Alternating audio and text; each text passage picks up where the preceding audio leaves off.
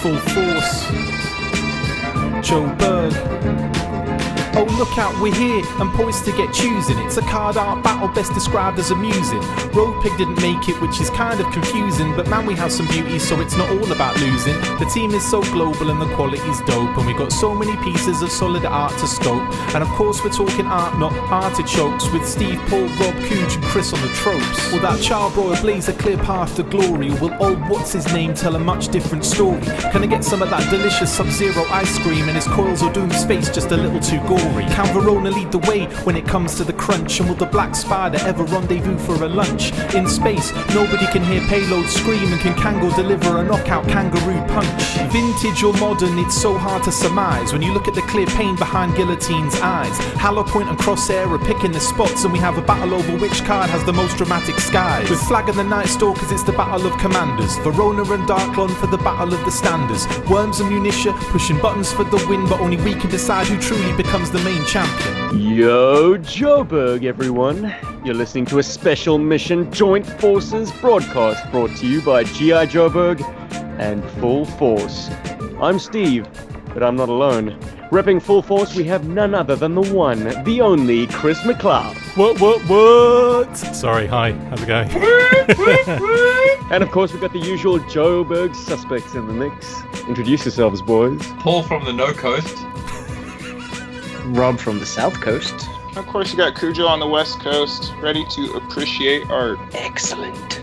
Yep, we're here to bring you the second half of our figure subscription service card art battle. Insert explosion here. There are going to be so many explosions. It is unavoidable. It is your destiny. Oh, and by the way, I'll be at the new movie. Oh my goodness, they're milking it for all it's worth. Star Wars: The Rise of Cobra. No one ever truly Setting up dies. the next trilogy. We never made any major mistakes. We never really painted ourselves into any corners. We can take it all back. Oh, Jesus. You never saw him die. He just fell down an endless pit. Am I right Yeah. in Just saying that in the expanded universe before it was made kind of not canon, but then some of it was made canon, that Palpatine was like a clone and he kind of came back Yes. in the comics, right? It was in the books. Dark Empire saga. Cool. When Luke kind of like pretended to go to the dark side. Yeah. Because Palpatine had like a whole factory of clones. And he just like, he survived that last battle. He transferred his evil consciousness into another body. So yes, in the Dark Wars comics, he did survive. Awesome. So it's not a new idea. Do you think they're going to go with that whole premise? I really thought that's what they were going to go with originally when they started doing these Disney films, and they're disappointed by not going that route. But they have 'Cause now. they have now, 3 films later, they're finally ready for the next trilogy. Mara Jade will turn up and Quinlan Voss. Luke will be alive enough to bone her? Really? Ghost, sexual intercourse? Yeah, sounds exactly. awful. When they closed out on that sort of island, I was thinking like, that's where all the Jedi go, and they're, flesh and blood again. Like, Yes. nothing ever happened. Bam, the island of lost soul The Jedi. Midichlorians just kind of, they kind of like coalesce on their island, and you become a real body again if you want to. What? Wait, hang on, Speaking of turning up, is this the retro collection art battle, or is this the FSS art battle? I've already forgotten now. Oh my goodness. It's the FSS art battle. We better put this train back on the tracks, boys, because we are here to talk about art and G.I. Joe art. And, I think the importance of art is somehow underplayed these days. These cynical days of, collectors going after plastic crack. Because back in the day when we had all the choice in the world in toy aisles, it really was the artwork that sold us the figure or vehicle. Am I not right? It definitely helped, yeah. It added something. And what is so fascinating about these figure subscription service artworks, particularly the second half, which we're dealing with in this recording, because we did the first 4 series, now we're doing the last 4, plus the final 12. What starts happening with more frequency is we start seeing artwork of characters that I have no prior experience of. I've never owned a figure of them. That's all right, that's why I'm here, Very Steve. little grasp. Thank you, Chris. Mr. Current Events, Mr. Full Force. Guys, can we just have a round of applause for Full Force for always being on top of everything GI Joe and fan related. Thank you. I was going to say The audience. I was going to say audience even if backing. you hadn't clapped, then I would have put a sound effect of like a huge crowd going nuts. The audience. So Sorry you're dead, Chris. This is once again one of those times where I am laughing all the way to the bank. not bank. I don't know where I'm going with that, but basically, this episode is in your hands, man. If you are listening to this on Podbean or Stitcher or one of those avenues, I'm going to tell you right now. Stop.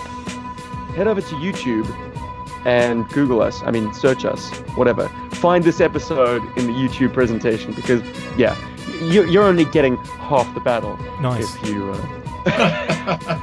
You're only getting half force, aren't you? The force is You want half full mass. force. You want full force, exactly. But we have had a few requests. I think we had one guy the other day.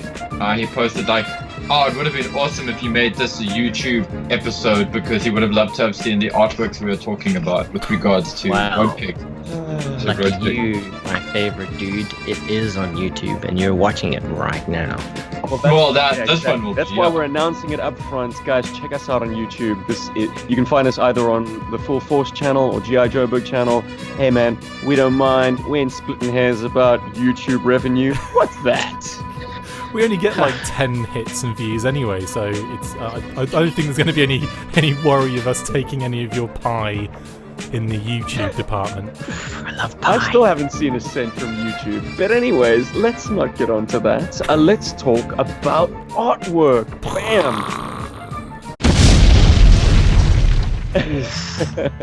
Do you leave a little marker there just to kind of I'm kind of find doing out? it, yeah, like mentally. I'm editing as we go. I'm thinking, right, I'm cutting all that out. I'm not having any of that crap Exactly. in there. No, I'm kidding. Let's lose the fluff. Let's talk the arts. Guys, round 1, figure subscription service plus final 12 card art battle. We had to open this one up with a blast from the past and an exquisite artwork, which is a throwback, it's something entirely unique and something I'd never seen before this card started making the rounds. It's the Black Spider Rendezvous versus another thing that I had no awareness of is artwork from a man very close and near and dear to all of us. It's Guillotine. Oof. And they're both masked, by the way, I'm just saying. Right. Well, I'll start off then, guys, because we've done this before the show, and even though it sounds smoother, I've just ruined it by telling everyone that that's what's happening. So, starting with Black Spider Rendezvous. Now, this was an interesting one for me. I'll just do a very brief history of this particular thing. The Adventure Team, GI Joe, 1975, they brought out it was like an Adventure Team kind of costume for GI Joe, well, for the Adventure Team, called Black Widow Rendezvous in 1975. It was also released in 1976, so it was still on store shelves at that time. And then in, I think, 2002, Timeless Collection, they brought out this again, but they kind of released it with a 12-inch figure as well, and it was called Black Spider Rendezvous. So this is basically an homage. This new version is an homage to all of those kind of releases previously. So it takes basically the original art as it was and reuses it again. Now, I think it's actually the art from the Timeless Collection version, which is a little bit kind of brighter, newer, and touched up. So it's kind of like, it's just basically using that like for like. And with that particular figure, I wasn't really that interested until I did a video on it for Diagnostic 80s Reviews and the Full Force YouTube channel. And shameless plug, go watch it now, for the actual figures. Buddy, I wasn't that interested until I heard your review. Oh, so, thank you. Yeah. It's a very, very well-warranted shameless plug. Oh, but I love you. So, I love all of you so much. And so we go into, when I kind of did the research on that and, started seeing where it came from and what the actual costume was referring to, I was like, oh, actually, this is pretty cool. So when it first got revealed at JoeCon, which I was actually second row back watching the screen as it was coming through, and also some other things came through that we're not going to talk about today because it was just embarrassing and whatever. So, so basically that pops up and I was kind of looking at it like, yeah, okay, that's all right. It's just whatever. But then when I did the research for it and found out, oh yeah, it actually was released in 1975. It has this kind of history, and the fact that the actual storyline behind it is that the Black Widow, or Black Spider in this case now, is a female operative or so we are led to believe. We don't know the exact ID of this person. We just know that they're called the Black Widow or the Black Spider. And G.I. Joe Colton is getting his gear on to go and meet her for this kind of, I think it's like a information sharing, or he's picking something up. And then in that particular storyline, we're also introduced to Coils O'Doom, which we'll see later in the episode. But in terms of what the point is here, is I had no care or any real knowledge about this figure, and now all of a sudden it's like it means more to me. And now when I got it in hand, I was like, actually this figure's really cool, and the card art is gorgeous, and there's that, I don't know, real retro feel to it, with it being taken straight from the original design and just literally plonked on the card. So in terms of Black Spider Rendezvous, it's a really good, awesome kind of homage. And obviously it's not new art, but it's nice to see it, brought into the into the current, into the modern. So that's a really good high point for me about Black Spider Rendezvous. Now, on the flip side, we have Guillotine. Now, I'm going to tell you a little bit of info, a fun fact about this particular figure, which you'll hate me for, and you'll hate this fact that this fact exists. Obviously, Adam Riches did the art for this particular figure, and I'm actually quite glad it made it into this particular card art battle, because if you look closely at the eyes on this card, they're mine. Hey! He used my face. Like, I took a bunch of, I'll put the pictures that I sent him on my, actually sent him to do reference for. And the thing is, I didn't know what it was for. He just messaged me and said, I need reference pictures. Do this pose. And he just kind of described it to me. And he said, I want you to look really angry. You realize the angle of the head in the guillotine art matches the angle your head is pulling in your Skype profile picture. It's not that I'm picture. Staring at. It's not. But it's. I'm looking them side by side, and I'm like, yeah, I'm seeing it definitely.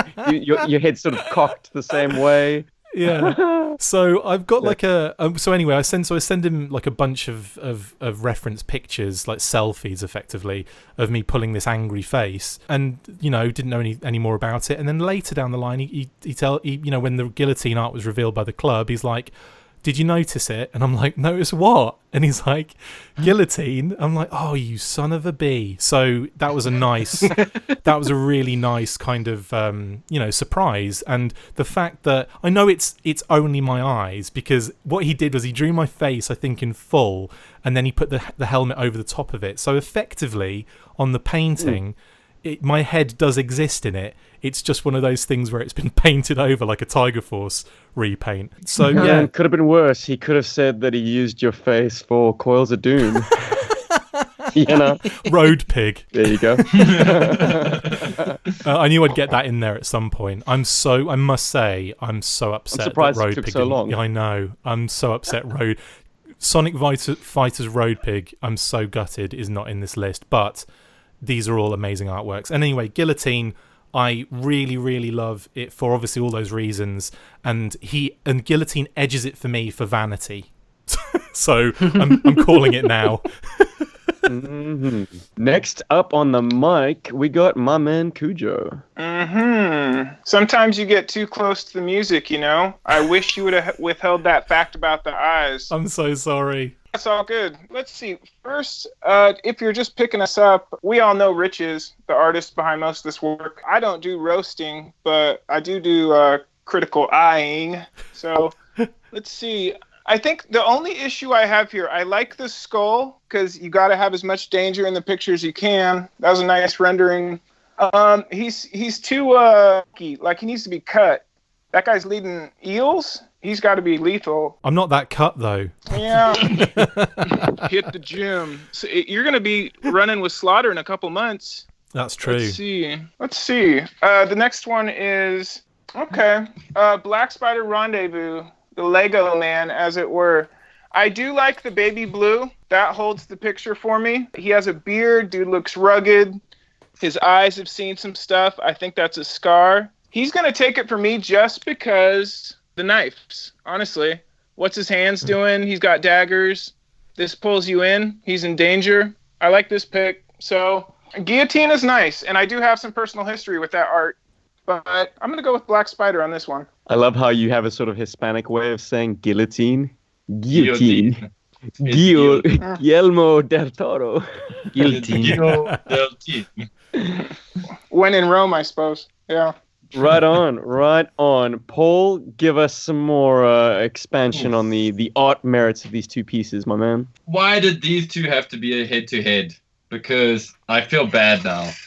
Bro, they're all going to be tough calls. This is a sort of a distillation of like the best of the best of the best. If you're worried that you're going to be upsetting me because my eyes are involved in this artwork, then don't. No, I'm just worried. I just don't want to upset Adam Riches because I know how much effort and how much he has so many pieces of art in this list. I wouldn't worry about it at all. No, it's just that Guillotine seems quite special. Like he got to actually draw that from scratch, and you can see that this pose. I don't recall seeing this pose for this character at all any time before in any of the other FSS artworks or anything that Adam Riches has done. So this, to me, it just it comes across as it's very his own thing, which is really awesome. I'm talking about Guillotine, just for our listeners' sake. So I love it, and it's creepy. This I mean, I don't know whose eyes he used, but I mean, I get the serious creepy pedo vibe from this whole. That's getting cut. Wow, that's definitely getting cut out. I'm kidding. I'm no, I'm totally kidding. It was actually cool to get some insight there. About the eyes, because there is an intensity there, which is great. It's cool because there's so much intensity and it's just behind the mask and it's kind of creepy. What do you think I was doing to get that intense eye look? I don't know. It looks like you're trying to solve a Rubik's Cube. I'm not sure. I was trying to pass a Rubik's Cube.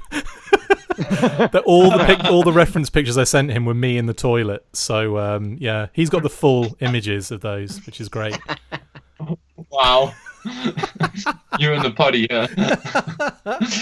No, I love this artwork. There's just a lot of really good stuff going for it. I don't know how it went with the art direction and all that, but I really would have loved it a little bit more if he was allowed to put a texture over it, which I think he would probably agree with if he heard me. Yeah. Because I think he wanted to. But I think I understand with packaging art, they always like to try and keep things super neat and clean. Yeah, see Mike Thompson's art if you want to see what I mean. But this Black Spider Rendezvous artwork is just absolutely gorgeous. And maybe it's just because I have a strong affinity for old school pulp style artwork from the 60s and 70s. I just love seeing the brushwork. I mean, that was done with either gouache or maybe watercolor, maybe acrylic, but I think it's more gouache.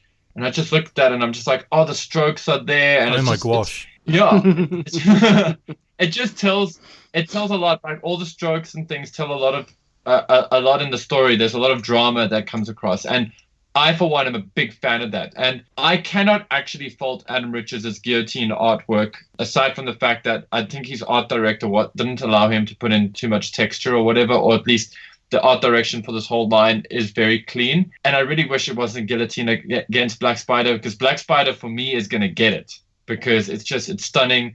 I love the drama. I love the emotion that's in there. It's very unusual for a GI Joe packaging to not have that explosion behind it. There's a lot of cool things going on for it. Yeah, that's going to totally get my vote. But I don't want to say, but there's nothing wrong with the Guillotine. It's more of a personal preference thing. I think the Guillotine artwork is stunning. So Adam, if you're listening to this, I don't hate your artwork, man. I totally get it. I wish this was not up against it, but it is. And old school is cool, man. I'm sorry. Also, I wish I had chosen the Black Spider Rendezvous. I didn't know it was eligible for this card battle. I was twice shy in my selections. But anyway, yes. So Paul gives it 1 for Black Spider Rendezvous. You're lucky it came up then, I guess. Definitely when I saw these artworks, especially the ones based off, I suppose, the older properties, I was really blown away. Black Spider Rendezvous was one of my choices, if I remember correctly. And also, thanks, Chris, for that history lesson. If you hadn't said that, I would have just been his name's Black Widow.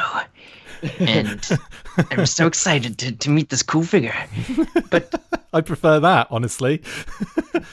The entire figure is just named after the fact that he's going to go see someone named the Black Spider or the Black Widow. I find that fascinating. Yeah. Well, think about it a little bit further, and you realize that actually they're selling you GI Joe. Yeah. If you buy this figure, if there's one figure you buy, make it this one, because this is Joe Colton, This man. is Joe. Colton, Yeah. yeah. Absolutely. Yeah, this is actually quite a tough matchup. It's Lego Man versus Chris himself. Like who wins, Lego or Chris? I don't know. I can't decide. If I stand on a piece of Lego, then Lego wins. Every time. Every time. Lego always wins. God, this is tough. But like, yes, there's a lot of character and a lot of like stuff going on in the Black Rendezvous one. But I really enjoy the menace. Like Chris, like whatever you did to get that face, it really worked. It looks fantastic. It was the Taco Bell. I'm sure it was Taco Bell the night before. No, because that would have made it come out easy, and I wouldn't have pulled any face. It would have been, it would have been something that stodged me up a little bit, Like a 3-inch by 3-inch by 3-inch plastic cube made of smaller cubes. I'm trying to pass it, yeah.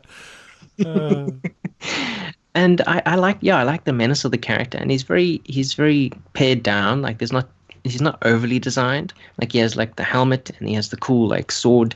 I want this figure, and I really enjoy the artwork, so I'm gonna go with Guillotine. How disco is that sword though? It's amazing, dude. Like it's like it's on the line between being extremely kitsch and extremely awesome. It's like the kind of thing that you would want to own when you're going through your teenage metal phase. Definitely. Well, Paul, you talk about the textures, being slightly less than what you would ultimately want for a finished artwork. But I'd say that skull is an absolute triumph. The skull on the sort of the bone blade that Chris himself is clutching very tightly, that is exquisite. If you say clutching my bone any more, Chris has a good bone. He's holding a good bone there. I just would like to mention that's a very small skull. So I mean, this guy's a child killer. I'm just putting that out there. Whoa. That is what that small skull tells me. or a borrower, Yeah. a really big borrower. Can I just say I'm not a paedophile and I'm not a child killer? I just want to put that out there. So far, No, your eyes were just the inspiration for this piece. just want to make that clear. Fun fact, if we're not joking about it, it's probably true. So if we're joking about it, it's probably not true. Yeah, I think. Oh, God, that's getting you deeper into shit. Sorry. Paradox. Stephen, you have the casting vote here, don't you? Swing votes. Jeez, the pressure. I didn't honestly think it'd be lumped on my shoulders because, honestly, I mean, no disrespect to the artwork, I thought it would be a landslide in favor of Black Spider simply because it is so unique. And it is worth keeping in the running as a result. And since the power now falls to me, I think I am going to do that because of Adam's contributions to this reverent list of artworks. I'd say Guillotine is perhaps one of the less dynamic ones. Yeah. The pose is quite static. It is very true to the action figure. I don't think I would ever find any of my usual criticism that like the artwork kind of embellishes too much here or there. Like it is like parts choices are apparent. The secondary gear on the figure is apparent in the artwork, and I'm a big fan of that. I like artwork that is selling me the toy and selling it well, which is exactly what this artwork does. But I'm kind of the narrative guy, I suppose, in this mix. And the evocative nature of the artwork from the 70s, that it kind of sells you a scenario. Yeah. The fact that it's not doing the typical GI Joe, bam, here I am, here are all my accessories, I'm attacking the camera with an explosion behind me. That is so fresh to me. It's funny that I'm talking about an artwork that is the oldest one in this list, and I'm talking, seeing it with fresh eyes and regarding it with sort of a fresh take. But it is so fresh to me. And you touched on all the sort of the art touches that I, in my very layperson way also appreciate, Paul. The fact that you can see brush strokes, you can see the color palettes, moving from a light white to a very deep blue on his Lego Man helmet. It's gorgeous, and it does deserve to stay in the fight. So one more thing I'd like to say about Black Spider as well is the fact that the artwork is a lot smaller than you'd expect, because it's kind of like on a very small part of the left-hand side of a window box display package, tucked away, almost like a little hidden gem as well. So it's kind of like originally it was like, a lot smaller and to the left-hand side and not really as prominent as we want it to be, like on a regular carded figure. Well, that makes it doubly impressive that such great care was put into this artwork. Incredible. It makes round 2. Let's continue with Coils of Doom, the other half to the Black Spider Rendezvous throwback, versus Charbroil. That's a childhood favorite of mine. Let's see how he fares. First up to the mic, it's my man Cujo. Thank you, brother. Yeah, let's do this guy one more time. I'm looking at Coils of Doom. First thing, thank you for keeping that gun barrel on the page. The sky, that's got end times written all over it, so I like it. A little bit of impressionism, I'll take it. The face, he's like, I gotta face the public, put some makeup on me. I like it. That eye is borderline hideous. I'll take it. And you know what? I don't even need to talk about Charbroil, but let's see. If you got a snake like at that angle, I know Snake Plissken can see that. So going to Charbroil. Charbroil's a tough one to beat because I'm a sucker for 3 layers. You know, you got the flame up front, you got the flame behind him. But this artwork is probably going to move on for me. It's a classic. Plus, it sells the insanity, and that mask rocks in the art. I'll take it. I'll burn Coils to the ground. Let's take Charbroil. What say you? Whoa! Upsets right out the gate. And I think I'm next to comment on some Cujo-ness of the artworkness. Okay, I'm going to start with the Great Flame War on Charbroil. No. Charbroil, the artwork is an awesome artwork. Everything that Cujo just said was a very dynamic piece. That intensity in his face. He's definitely not Blowtorch. I think he's a pyromaniac. He's just got that look in his face. He's just intense. And if you guys get a chance to, and if our listeners, as our listeners are listening to me carrying on about this, I'm sure that we will flash some images of the original card art, and you can actually see the subtle differences between the FSS one and the original vintage card. Both are awesome. I think it's Adam who did this, or whoever did this. Props to them, because to try and copy that style, it's never really easy. Lanny would have done this one, not Adam. Cool. So Lanny Lantham is the guy that does the kind of when they retouch some of the old original art, he'll do those, and Adam does the straight up original stuff, his own stuff. Okay, so this artwork, I mean, I was gonna put it in my list as well originally, and I dig it. But this Coils of Doom, like until you spoke about it earlier, I had no idea who this was. But I've got to say, like, for everything that I couldn't give points to Adam Riches for before on the Guillotine, I want to give him all of the points now for this, because he's been able to do something that is more painterly. And I think it's difficult for me to say if this was digital or not, or partially digital. It's fully painted. It's fully painted, yeah, because that's the vibe I'm getting from it as well. And it's cool to see that.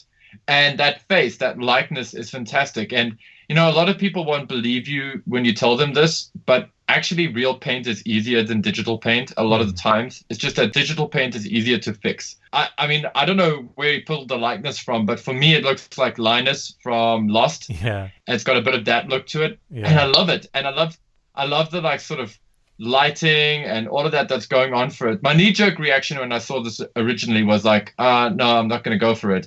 But when put up against Charbroil, I definitely think it should take it. It's just, it shows a lot of technical skill. It's a lot of technical skill that I enjoy. And in this battle, I'm trying to celebrate more original artworks over retouched originals. And that's not because the retouched original is bad. It's just that I'd like to celebrate the newer artworks more, because the originals have definitely had their time in the sun. So mine, I'm going to give it to Coils of Doom. And we're deadlocked, 1 vote each. Well, let's keep this interesting. Rob, what say you, my brother? Well, I think Lanny's done an amazing job at retouching this artwork, because, I mean, like Stephen said with the previous matchup, the art reflects the parts of the actual figure. And I think it's really cool that they made the effort to kind of update the look, but still keep it the same pose. And, I mean, that's incredible. I really do appreciate that they put that effort into that. You know, they didn't just slap the old artwork and you go, oh, but he doesn't have the same, you know, chest piece. He doesn't have the same, you know, like the gun doesn't look the same. No, they went to that effort to actually make it look new, but still old. And I like that both of these pieces are very, like, as Cujo said, almost like apocalyptic. I mean, there's a fire in both of them. I mean, the front and back of Charbroil, but also the sky is on fire. And wow, Adam, if you're listening to this piece is amazing. I really like it. And I like that he was given the chance to actually fill up the entire card art, which is also what I liked about these pieces, kind of aping, I suppose, the style of the older figures like Black Spider Rendezvous, is that the art actually gets to fill up the entire card. And it really is absolutely amazing. Yeah, if it wasn't apparent, I'm going for Coils of Doom. I think it's so gorgeous.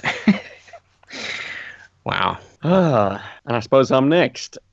Guys, of these two artworks, the one hits my nostalgia button really hard. It is flicking the bean, man.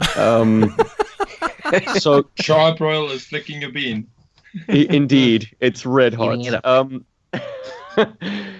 So Coils of Doom has the odds stacked against it for me, and I can't divorce my personal bias, because when I look at Charbroil's eyes, They're not mine. they're not. Yeah, you would have been all of about I don't know, 7 years old. Thanks. So you wouldn't be on the giving end, you'd be on the receiving end. We've all been there. So, geez. And while I should be annoyed that no Charbroil figure has ever had the pipes accurate to the artwork, it's funny that they weren't able to do that. But in the same sense, I'm glad they didn't, because, pipes that you find on eels or on the classic wetsuit, it adds a lot of chunk onto the front of the helmet, which Charbroil's action figure helmet never had. Anyways, we're talking about the art. Man, the kind of tones that you see in the metallic parts make this a far cooler artwork than the action figure could ever hope to be. Unless they were actually going to chrome up that action figure and then on top of the chrome put some kind of paint wash and also make the red parts of the helmet translucent. I mean, this artwork elevated the action figure so much so that I, as a very, very discerning 5-year-old, picked a flamethrower trooper over anything else I could have bought that year. So I'm going to keep this interesting, and I'm going to give a vote to Charbroil, which then gives all the power. Hey, My man Chris. Awesome. Take us home, Chris. Okay, so a couple of things I should probably mention about Coils of Doom. So when he was announced at JoeCon, a lot of people were scratching their heads like, well, who? Obviously, there was a lot of colour, like the green, the dark green, the light green, and then his red hair with the little white bits on the side, kind of Fantastic Four style, kind of were pointing us towards another figure that came out in the Night Force set, and that is the female Crimson Asp figure. Now, it turns out that Coils of Doom is the father to Crimson Asp, who was in that, I think it was called Nocturnal Fire, the box set. And so we've got this kind of like family tie-in. The name was kind of like a riff, a bit of an in-joke with the club, staff. They were basically homaging a few things. One was a 1975 Adventure Team release again. It's come up again. And I suppose obviously the fact that they were homaging, it makes sense they homaged 75 because that's when we first saw Black Spider Rendezvous, or Black Widow Rendezvous as it was known back then. So obviously these two figures kind of go together in a sense.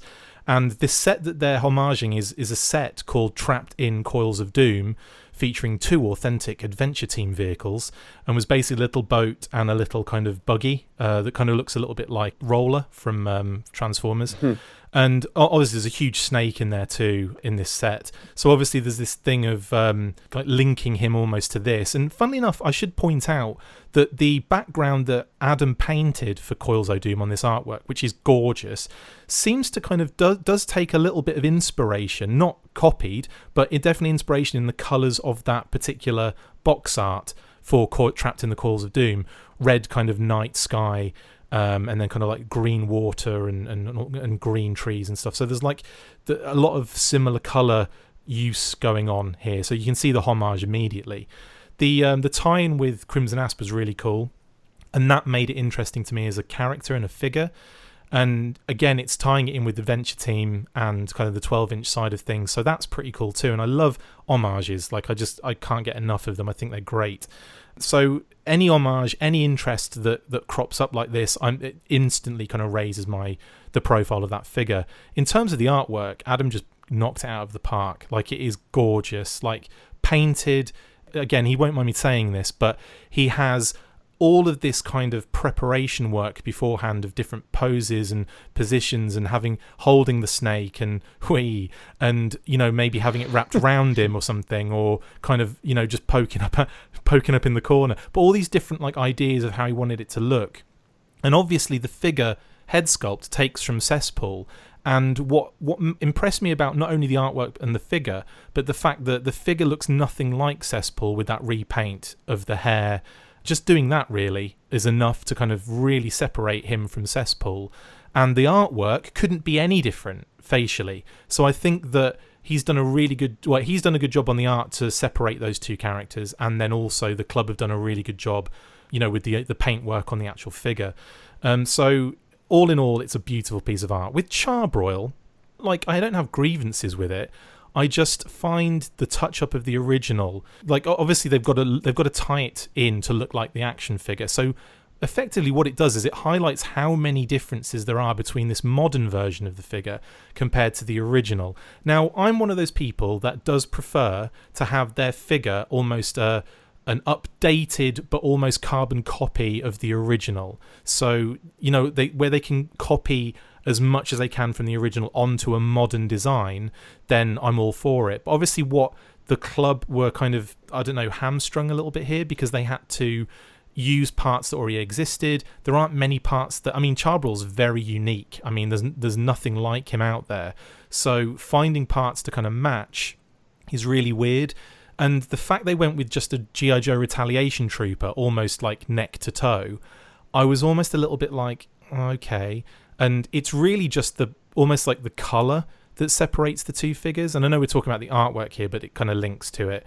So looking at the artwork side by side, there are so many differences. And I absolutely love that original Charbroil art. Like, it was a figure that I owned as a child.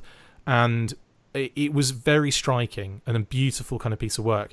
I'm not saying the artwork that's been touched up isn't. It's actually what I think, there's elements of it are actually even better than before. But if you look at the differences, there are so many. Like, the pipe actually runs into the front of the gun on the original, and on the new modern version it's running out the back because it's a different piece. The backpack's different, the chest piece is different. There are no shoulder pads because of that secondary. It doesn't have them. There were kind of patches on the arms that are now these pockets.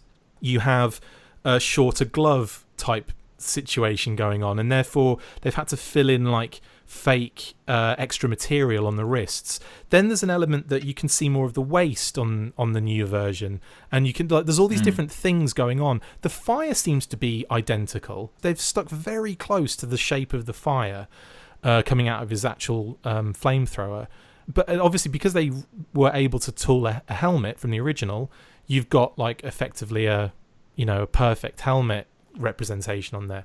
So I don't really know where I'm going with this, other than I feel stronger towards Coils o' Doom, and this is not because I'm friends with Adam and I feel at all. It's just I just feel stronger towards that as an original piece of art, as opposed to the touched up version for Charbroil. That isn't going to be the case like every time, but in this particular sense, it edges it out for me. So I'm sorry, guys. I'm gonna have to put Coils o' Doom through. I'm sorry. Well, you don't need to apologize for happy. that, man. Jinx.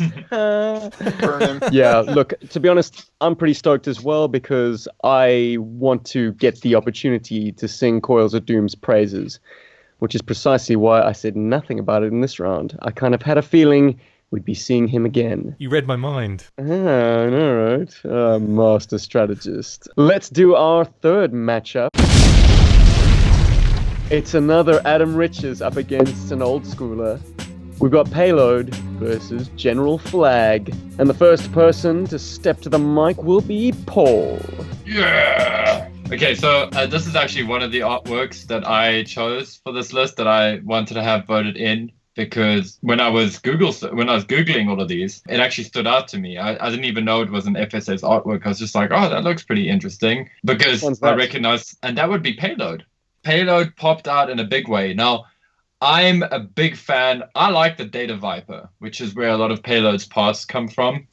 And I think it's cool to see those parts reused, but it's also cool to see them in a different context. And I think they make a lot more sense as equipment or space equipment, as opposed to their sort of ground-based flying a drone kind of thing. Which, I mean, we all know, like, a guy who's piloting a drone is still going to be inside a vehicle, at least in my opinion, for now. General Flag is great. I actually think the little touches put on General Flag that are quite smart were putting on the gun holster. That was awesome. I don't think...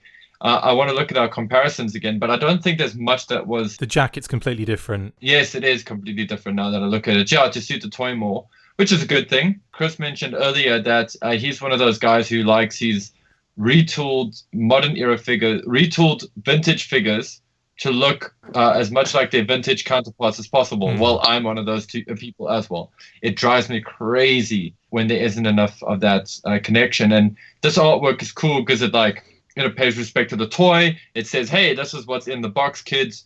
It's great. But my money is going for Payload here, dude.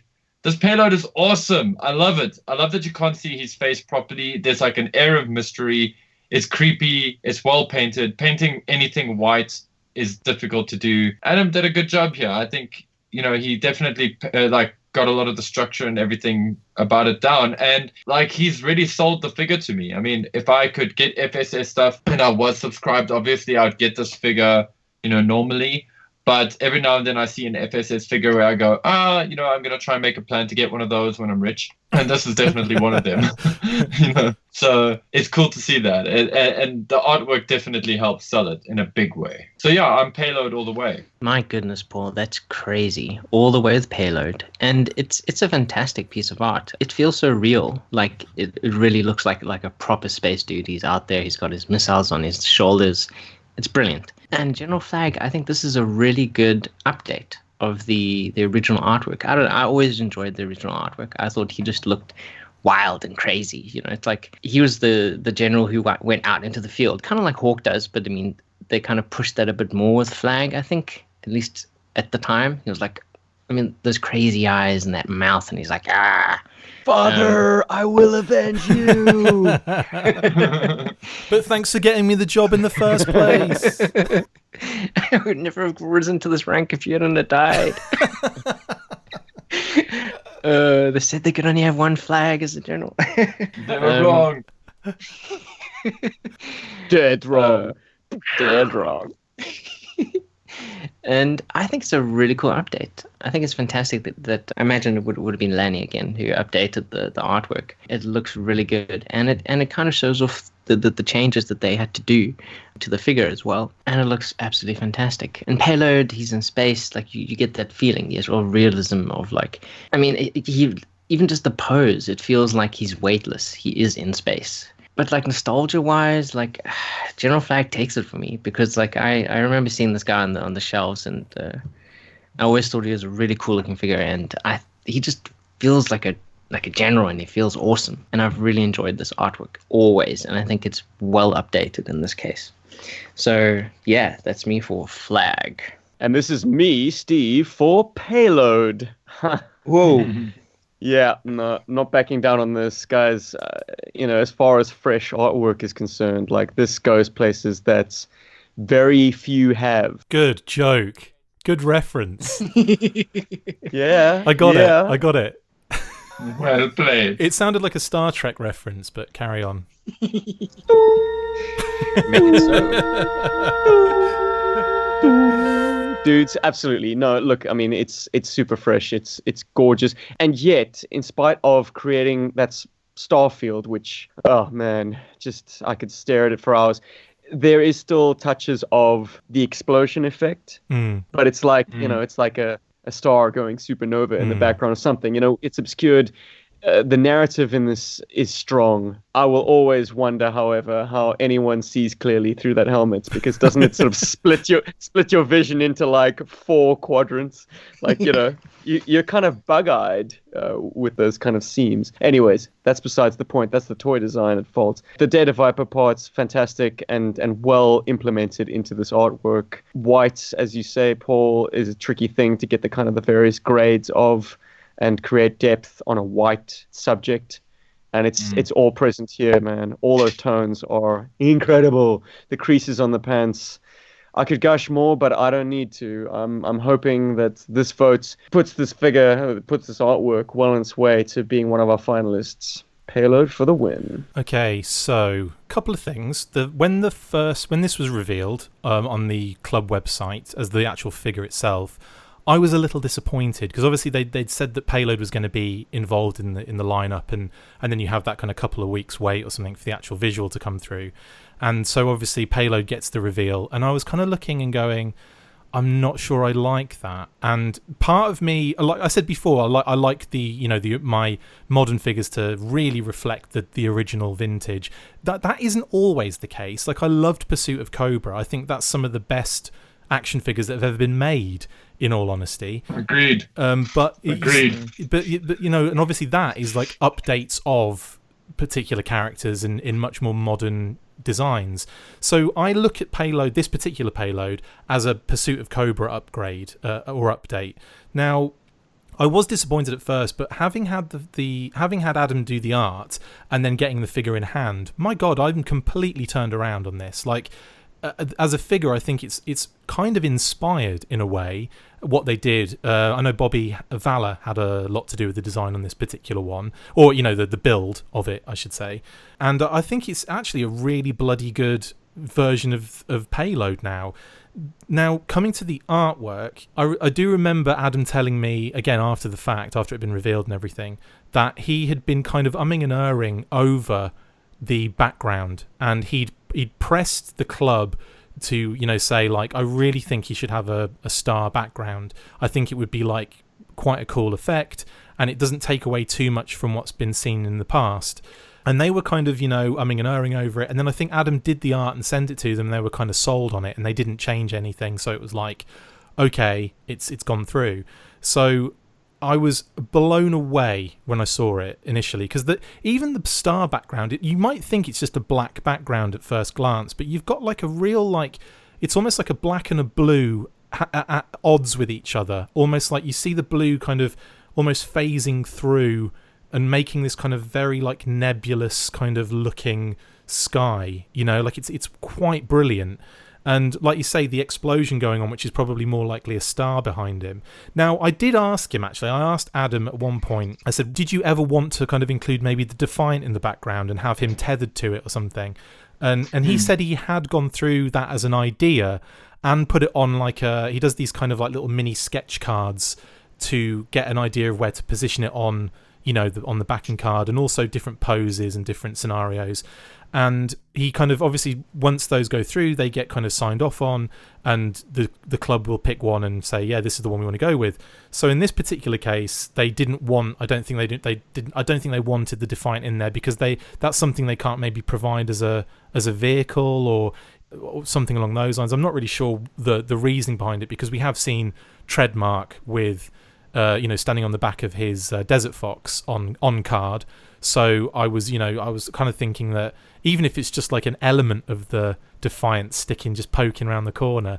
But this, I believe, was going to be the first ever carded figure to have a background that wasn't the same as the rest of the release. And obviously that changed a little bit with the release of Coils O'Doom and Black Spider Rendezvous, because I believe due to the issues with getting the FSS 8 done, wasn't there some sort of crossover where the Final 12 kind of made it first? I can't remember what the ins and outs were, but I think this was supposed to be the first ever card to have like a different background to what we'd seen in the past.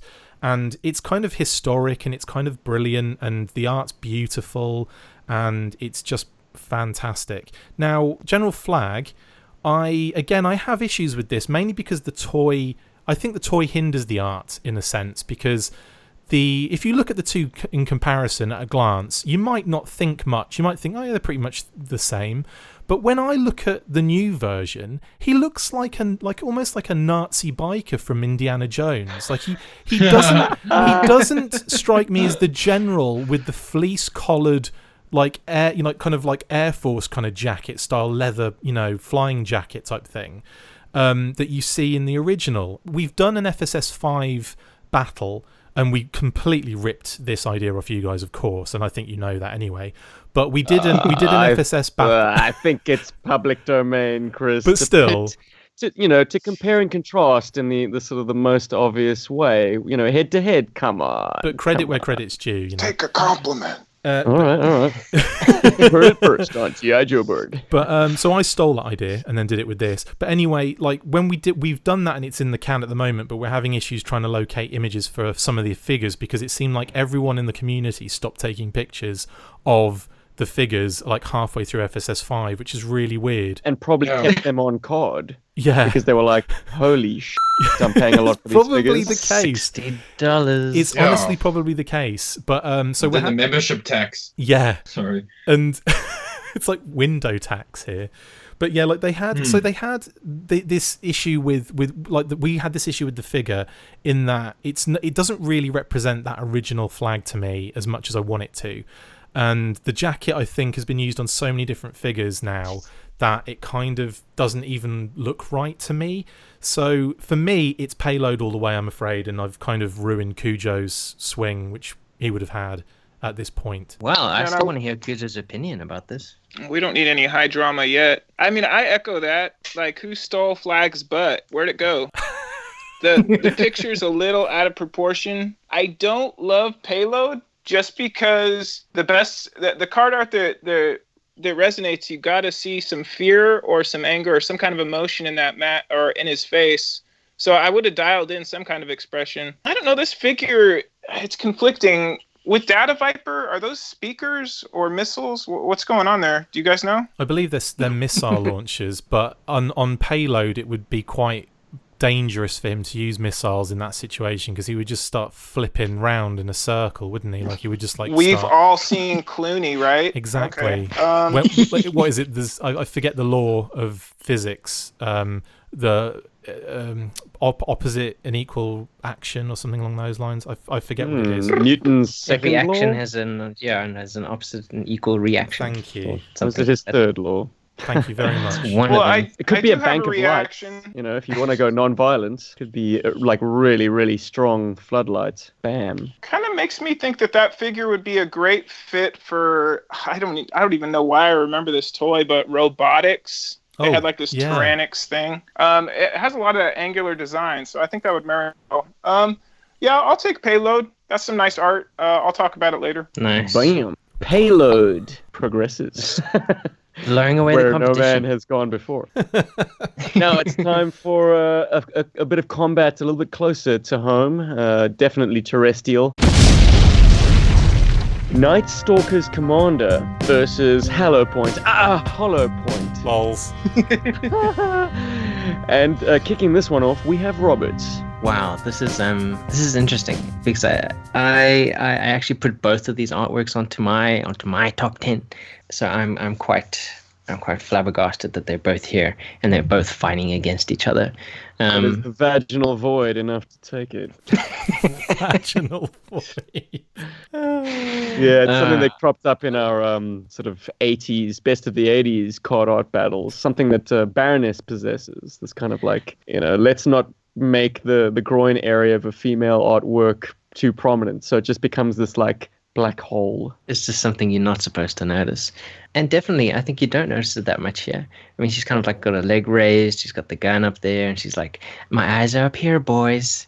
And she's kind of got a Lego helmet going on there, with the blue. It's kind of cool. A little bit of hair in the back there.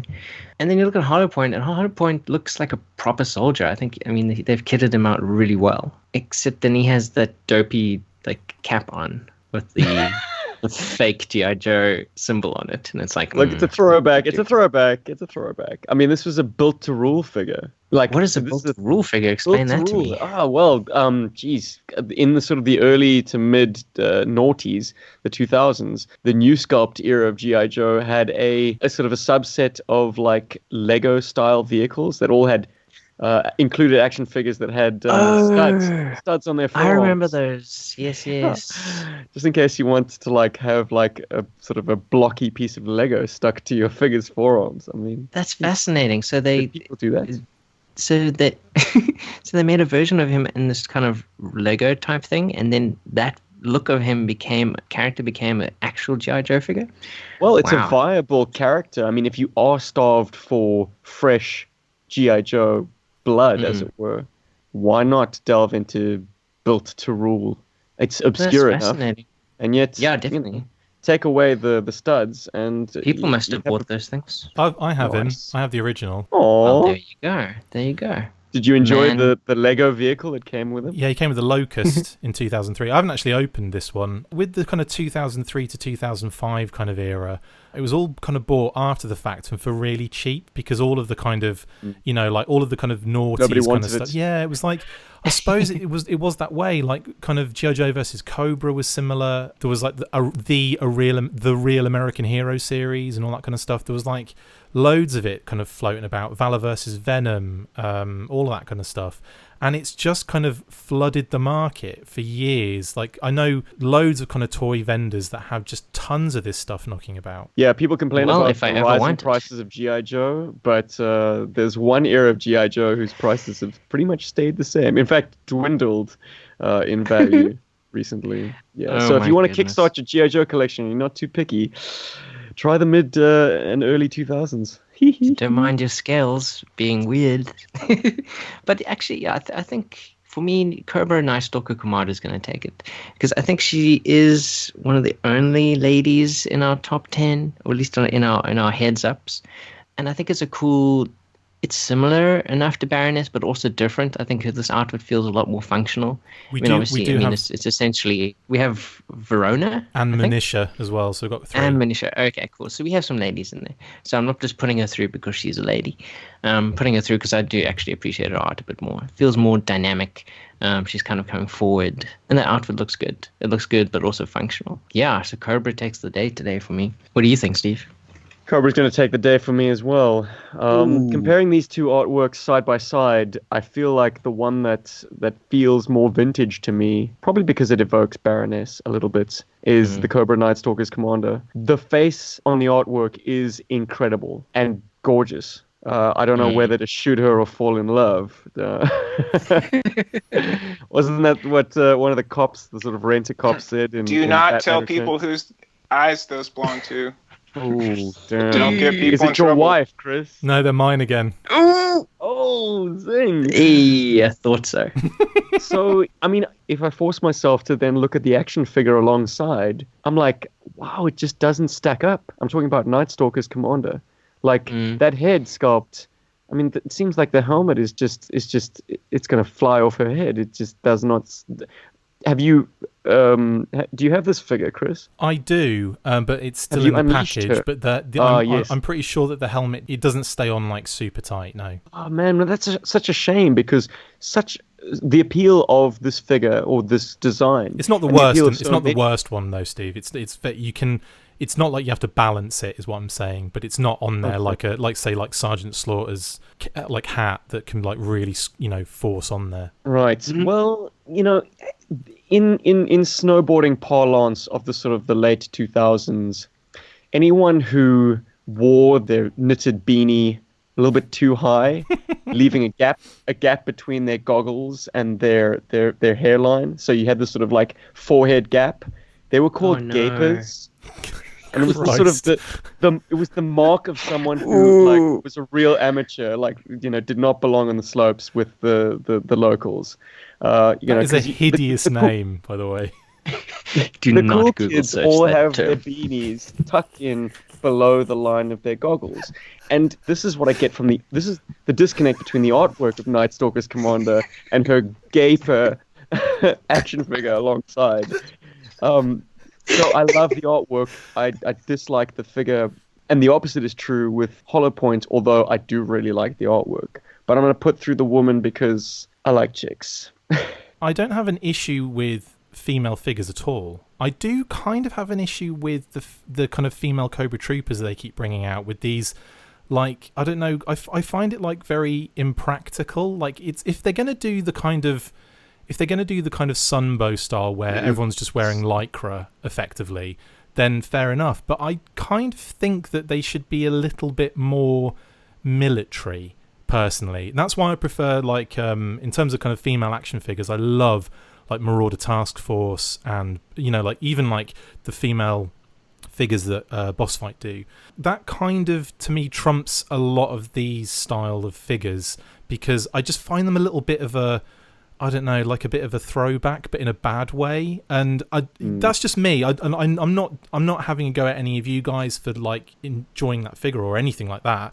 I just personally, for me, I don't know. I find it a little bit like, you know, oh, okay, so we're doing a ultra sexy come hither kind of thing with this figure. Sure. You know, like it seems to be kind of gratuitous. No, like Baroness. It's not. Baroness can wear a corset, but you know the rank and file should be practical. Not necessarily. Yeah. No, I also believe that, you know, in the Baroness, that's a good kind of point to actually bring up. That, you know, I feel in a similar way with the Baroness. It's all very like, I don't know, very kind of dominatrix, very sexy kind of look. But it's not really that I have an issue with. It's just like every time we get a Baroness cover where she's like, you know, got a finger on a butt or something, and it's just, you know, it's all very like, I just find it very, I don't know, I just find it very distasteful, personally, okay? Fair enough. And I've never thought of sex selling a GI Joe book until very recently. I feel like it's a trend in comic books and a tactic that, you know, is aping the superhero market. You know, back in the 80s and 90s, I didn't buy a GI Joe book because it had Baroness, you know, put their finger up her ass on the cover. Exactly. No. But I do dispute, you know, if you put Baroness in body armor, practical as it may be, it stops being Baroness. No, sex has always been one of her greatest weapons. Fair enough. Like, and that's totally cool. Like, I'm not saying we should never have Baroness figures ever again. What I'm kind of getting at is that at least on the artwork, she's kind of more, you know, it's more like dynamic in that she's, you know, got the gun out and she's kind of like in like an action pose. It's a little bit better than, like, we're going to see another one coming up soon, which I have an issue with. But if we if I'm talking about this particular these two pieces of art, I would probably put, you know, it's tight because Hollow Point has like a very loose connection with me because I was aware of the character more than most people in the Joe fandom when it was kind of revealed, and I do like the fact that they dip into something like Built to Rule. In terms of the artwork, it's a complete rip of Lowlight from Pursuit of Cobra, which not many people noticed at all as it came out, but I believe it was Adam actually that sent me a picture of the two next to each other, and I was like, holy shit, that is like a mirror image almost exactly of Lowlight, and then a few changes to, you know, obviously the secondary's different. And they gave him rock and roll's face. Yeah. Mm-hmm. Well, the actual reason it was done is obviously because Hollow... Skymate's cap. Yeah, exactly. Because obviously he shares parts with Lowlight, of course, like, you know, body parts and all that kind of stuff in the actual figure. And also what I noticed they did was they gave him all the same weapons just so they could reuse that artwork. And also because he's a marksman, he's like a marksmanship expert, I think, in the actual, on his file card. The original certainly was. So I'm guessing it was ripped from the, you know, exactly from what the original file card said. So, you know, they've obviously just gone, well, what can we do at short notice? Hollow Point seems to me to be one of the most, what can we do at a really short notice? You know, what options have we got to bang this out? Because I think something went a little awry in their decision making, because it feels weird to be a 13th for one, and it also felt like a little bit rushed. And the fact that it's literally, you know, Lowlight with Skymate's head and then a bunch of other little bits and pieces done, it just felt like, oh, okay, this is what we're doing, right? Okay, fair enough. And yeah, so that. My issue's more with the idea of it, and I don't mind them dipping into it, that homage, but I don't know, it didn't feel like it was done that well to me personally. So this is a difficult one for me because I don't really know which one I'm going to go for, and I'm just going to say hollow point to make it interesting. Oh, Interesting indeed. Sorry, that was a long way to get there. Sorry, guys. No worries, man. It's kind of put all the cards on the table, I must say. Thanks for, once again, being the man with the facts. And a lot of opinion. No, I appreciate the opinion. I know you're closer to the comics, the current comics. So I do kind of catch your drift when you say the handling of women in comics and the portrayal of the feminine, etc. I just to start off with the Night Stalker Commander, I'm not going to do too much commentary because I know this is about art. Yeah. But I do think that this figure works in Cobra Commander Blue, and that's the only way it works. But it has to come with light weapons because that's got to be his travel guard. That's really the only way this figure works. Having said that, the art is very kinetic. I do like the movement. The Cobra emblem is hard to beat, as you know. By the way, Ron Rudat, he'll be celebrating his 50th anniversary at Joe Fest, by the way, Friday night. I think that's going to be some kind of shindig. If you're headed to Joe Fest or thinking about it, yep. But moving right along and seamlessly for that promo, I think Hollow Point will get my vote. Even though he's got a little craziness going with his arms and his shoulders. But the look, this is one thing where they nailed the eyes. Like, that's the eyes of a killer. So I think, even though he has a red hat, that kind of gives him character. And the figure actually looks pretty interesting. So I'm going to go with Hollow Point. Wow. Tie Nice. ball game. Split down the middle. Paul, take us home, brother. okay. So I'm going to put a bullet in the Hollow Point's head right now, actually, because I didn't choose this artwork because the second I saw it, I had a knee-jerk reaction. I'm like, I know that artwork. I actually, I saw the artwork before it was on a card. So I was like, oh, okay. And then I was like, no, I'm sure that's Lowlight. And I dug out my cards in my bedroom because I wasn't going to try and Google it. Because I thought maybe I was going crazy. And I'm like, nope, this is Lowlight. This is like a paint over on Lowlight. Now, this is my issue with it. Mike Thompson did the original artwork for Lowlight for the Pursuit of Cobra series. Yeah. I think it wouldn't have hurt them too much to actually just commission him again to do the repaint on this. Because then he could have just taken his original files and then just added stuff and all that. And I think that would have been great. I think, as Chris said, this is a very rushed sort of affair that's going on here. And I can see it in the artwork because it does. It's definitely painted over. There's a lot of things like that one patch in front of his crotch there is just irritating the crap out of me. Yeah. And all artists, we all make mistakes when we do production art. At the end of the day, all we want is for the art director and for the production, designer or whoever it is in charge of the money to sign it off and let us go so that we can work on something else that's cool, And this is one of those, oh, dude, we need to get this going for print like tomorrow at 2:00. I know it's kind of like 11 o'clock at night now, but do you think you can do this quickly? I think that's what happened. So for that, it's a great job. But it's just, whereas the Night Stalker Commander, I think she's pretty cool. Or the Night Stalker Commando, I think she's pretty awesome, actually. AKA Joy Division. Joy Division, yeah. Okay, so one glaring thing that jumps out at you aside from her gaping forehead is on the figure. The artwork doesn't do it. Sorry, did I not make that clear? I applaud the artwork for successfully handling that. Yeah. Well, that's the thing, right? But the other thing is that the artwork is a brunette and the toy is more of a blonde, at least in the photograph that I'm looking at. So I think that's a bit of a weird disconnect. But I'm actually happy to see. It's weird. It's like I love female characters. I love having them as toys. I think they're great. And I definitely want to echo Chris's sentiments about making them look more militaristic, especially when you've seen tons of guys do customs of Lady J and Scarlet with male bodies. And it actually ends up looking pretty damn fine because when you're wearing, BDU and you've got your body armor on and all that stuff, it's difficult to distinguish if you're a woman or not anyway on the battlefield. And I think that I've always been a fan of that. I've always appreciated that. Hasbro did it themselves, didn't they? With 50th anniversary Lady J using Steel Brigade pants? Yeah. Yes. Yeah. She's packing, dude.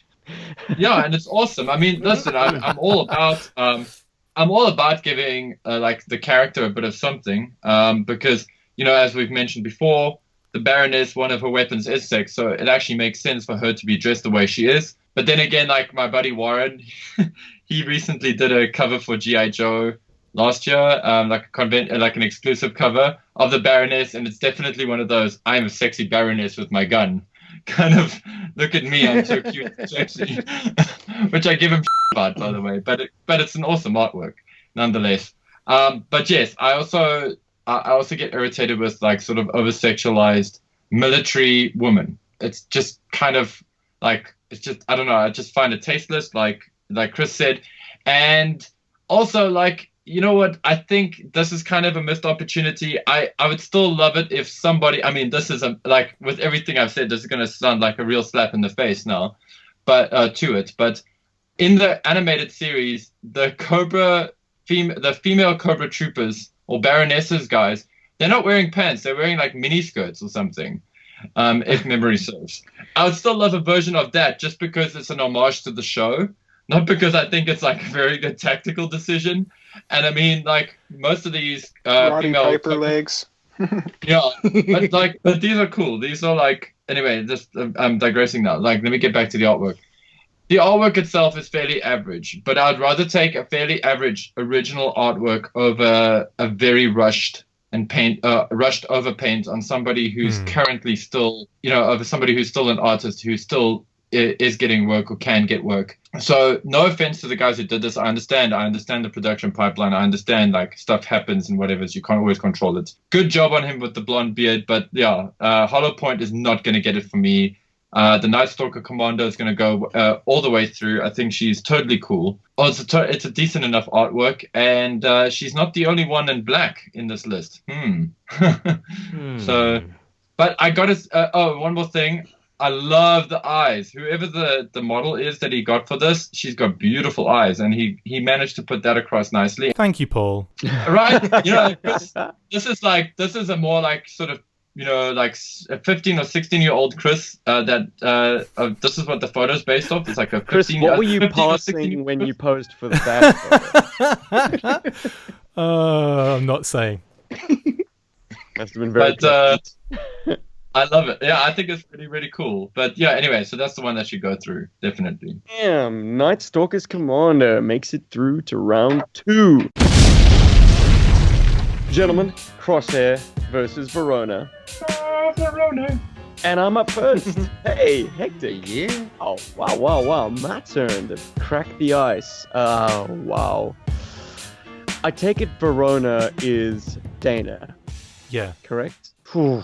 That makes it a very, very tough pick because let me tell you, I have no idea who Hollow Point is or what his lineage is, how Crosshair, he came to be. or Hollow Point. Crosshair, sorry. Crosshair. Gosh, all these new names. You just proved your point, no Stephen. There you go. I have no idea who Crosshair is in the GI Joe mythology, apart from the fact that he apparently looks like a sniper, and that's what Joepedia told me as well. I assume he's from the comic books, but I don't know where his origin is. I hope Chris will be able to give us a history lesson once again. I'll fill you in later. No pressure, brother. But I guess that allows me to look at these on their art merits alone. And while Verona's looking sexy as hell, I'm not giving her a pass for that. She's got that coquettish counter pose. The hips going one way and the shoulders going the other. There we go. Thank you, Mr. Artman. Weapons are cool. They're accurate. There's a Luger in the one hand and an AK in the other, which is interesting. Did the Russians ever use Lugers? Maybe if they stole it from a Nazi officer in World War II. But anyways, I don't know what the symbol on her chest means. Is that something that became to the October God? So basically, Dana appears, or Verona appears in the Devil's Due comics because October Guard are wiped out pretty much in the storyline, and she becomes a GI Joe member. And to become a GI Joe member, she is initiated in with they kind of released a bunch of kind of characters. I think Mayday was in there. There were a few others. I can't remember off the top of my head, but I'll flash up the image from the actual comic in the video. And Verona is one. And this shirt that she's wearing is basically just appears. I think it's actually she's slightly different colouring in the original when she first appears. I think there's like a grey shirt she wears. as opposed to a black one. But this is like she kind of appeared in both of those kind of different kind of deco colors, but she also had a hat on, so that's something this figure doesn't do. But we get like a blonde, kind of just blonde hair kind of scenario. But yeah, she's in the comics as she's kind of brought into the GI Joe team along with a bunch of other different kind of new characters. I think Devil's Due were trying to bring in a few more characters in that particular storyline, and she was one of them. Makes sense to me there would be during the Devil's Due tenure on Joe, because that highly impractical manga hairstyle was something that they tended to have a lot of. But oh man, Adam knocked it out of the park with Crosshair. It's incredible. Like, the physics of the pose work is, that is the perfect sniper pose. The blousing on his combat pants, BDU pants, the boots. Jeez, I can't fault this artwork. This is a strong contender for like my favorite of all. It is a new GI Joe artwork, and also, it's perfect. It's seamless because it does evoke all that cool stuff that went into making GI Joe packaging art the most compelling and most alluring toy artwork of all time. So totally. It's right up there in the Hall of Fame for me. So I cast the first stone. Crosshair for the win, baby. So I've got like an attachment again to both of these particular characters, I should say. So I'll start with Crosshair, and there's a cool little story about this one, because Adam did the art again, as we all know, and he was struggling to work out how because they were saying like, we want him in a sniper pose, and he's like, what the hell, how am I going to do that on a card that's got this amount of space? And he basically was like struggling to work out what to do. And then he had this epiphany one day where he was thinking he's going to be kneeling down and the barrel of the gun can run right in that gap above the figure bubble. Where the name goes, yeah. And you can get pretty much all of that in. And he was basically just like, eureka moment. So he was like, he did this. And then, funnily enough, like, as when it was revealed and the artwork comes out, Fred Mayo, well, shout out Fred, he posted, he's the Joe Battle Lines guy, he basically posted a comment on Adam's art saying, oh, so he's left-handed. Because he's been shown in other stuff as being right-handed. And Adam was like, give me a break. Like, there's no way he could have done it, like, that worked the other way around. So it's just like, it's like I suppose, suspension of disbelief, or, maybe he's flipped around really quickly and picked the gun up a certain way. And because he's so good at what he does, he can hold it left-handed. I don't know. I'm just throwing out some story right here. But the artwork is gorgeous. It's stunning. It's beautifully proportioned. Something that Adam does is he'll take photo reference, but he'll only use it as reference. He doesn't use any of that particular image, if you know what I mean. It's not like he digitally enhances it or anything. He paints He doesn't on paint draws over it, and traces over it. yeah, like he doesn't do anything like that. It's just for reference. But he'll take, like he did, like we spoke in the last episode about his wide scope and Lamont art. It's him, and he did like the pose and got a picture taken of him in this pose with white screen in the background, just to kind of get, how does the fabric fall? Where are the folds? How does this work? And does it feel comfortable? So this was another one of those kind of things, I think, where he got someone to pose for it. I don't know who that is, by the way. I would tell you if I did. Even if you told me not to. But it's really, really cool. I would pose for you, Adam. Draw me like one of your crosshairs. Draw me like one of your Midwest Americans. And so we move on to Verona. And this is one of those ones where, like, I find it, like, proportionally a little bit all over the place. I find the artwork to be... This is one of the issues I had in that kind of, like, so we're going, like, sexy and... come hither and all that kind of stuff. It's like we don't see guys on the card art doing these poses. You know what I mean? Like we don't see Flint standing like that, like with his hip to the side and all that kind of stuff. And I know that sounds crazy, but we don't see that. And it's a shame because I love this figure and I love Verona as a character. I think it was really cool the club did her, and I think it was a really cool way of with that design, that kind of like it's almost like some sort of bird, isn't it? It's like a bird head on a red kind of sun background type thing, and it's really neat. And in actual fact, it's so cool. Kate, my wife, did a cosplay of this particular figure, and I managed to recreate that design and put it on a shirt for her. So it's really cool. Like it's an awesome cosplay. I'll flash that up as well for everyone podcast. Hi, Kate. Hi, Kate. And she loves you guys, by the way. So, so I kind of have a little bit of, it just rubs me the wrong way. I kind of think, I don't know, I bet her cosplay of it didn't rub you the wrong way. Hey!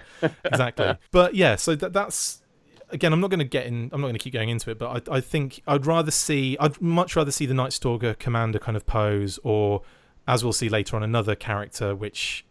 again, it's let's just focus on Verona for now. I'm gonna have to put through Crosshair because he's amazing. Enough said. Bam. All right, Cujo, what do you say, brother? No, I think that all the comments that are being made are relevant, and I like them. Crosshair, right? There's a couple sins on this one. He needs an emblem of some sort. He needs an identifier. His eye is shut. I understand the card art and the framing, so I'm not going to balk that. He's just too boring for me. That's the only issue. Technically, he looks nice. Verona, right? Exotic, Russian. It could be a sexy pose. It could also just be, you know what, here I am. She is flexing as above, so below pose. I'm not going to reference that. I'm just going to say it's a kind of emblem. I like the emblem. It looks a little Pokemon, but I'll take it. It does, yeah, totally. I'm not going to read too much into the framing. I like the eyes. It does draw you in. If you saw that figure hanging up, you're going to pick it up before a lot of others. So I'll take Verona. Nice.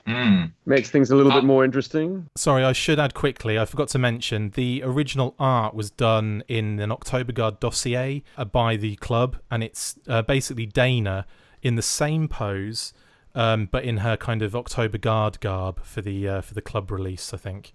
And when I say club release, I mean the 2012, I want to say, convention, where it was Operation Bear Trap, I think it was called.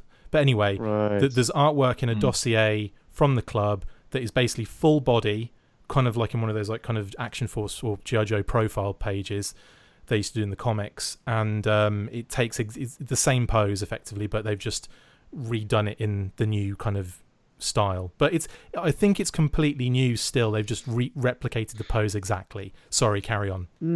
Paulie? I'm going to take that Verona card art and basically say there are so many more things they could have done with her, especially now that I know that it's actually Dana. There is no Dana, only Verona.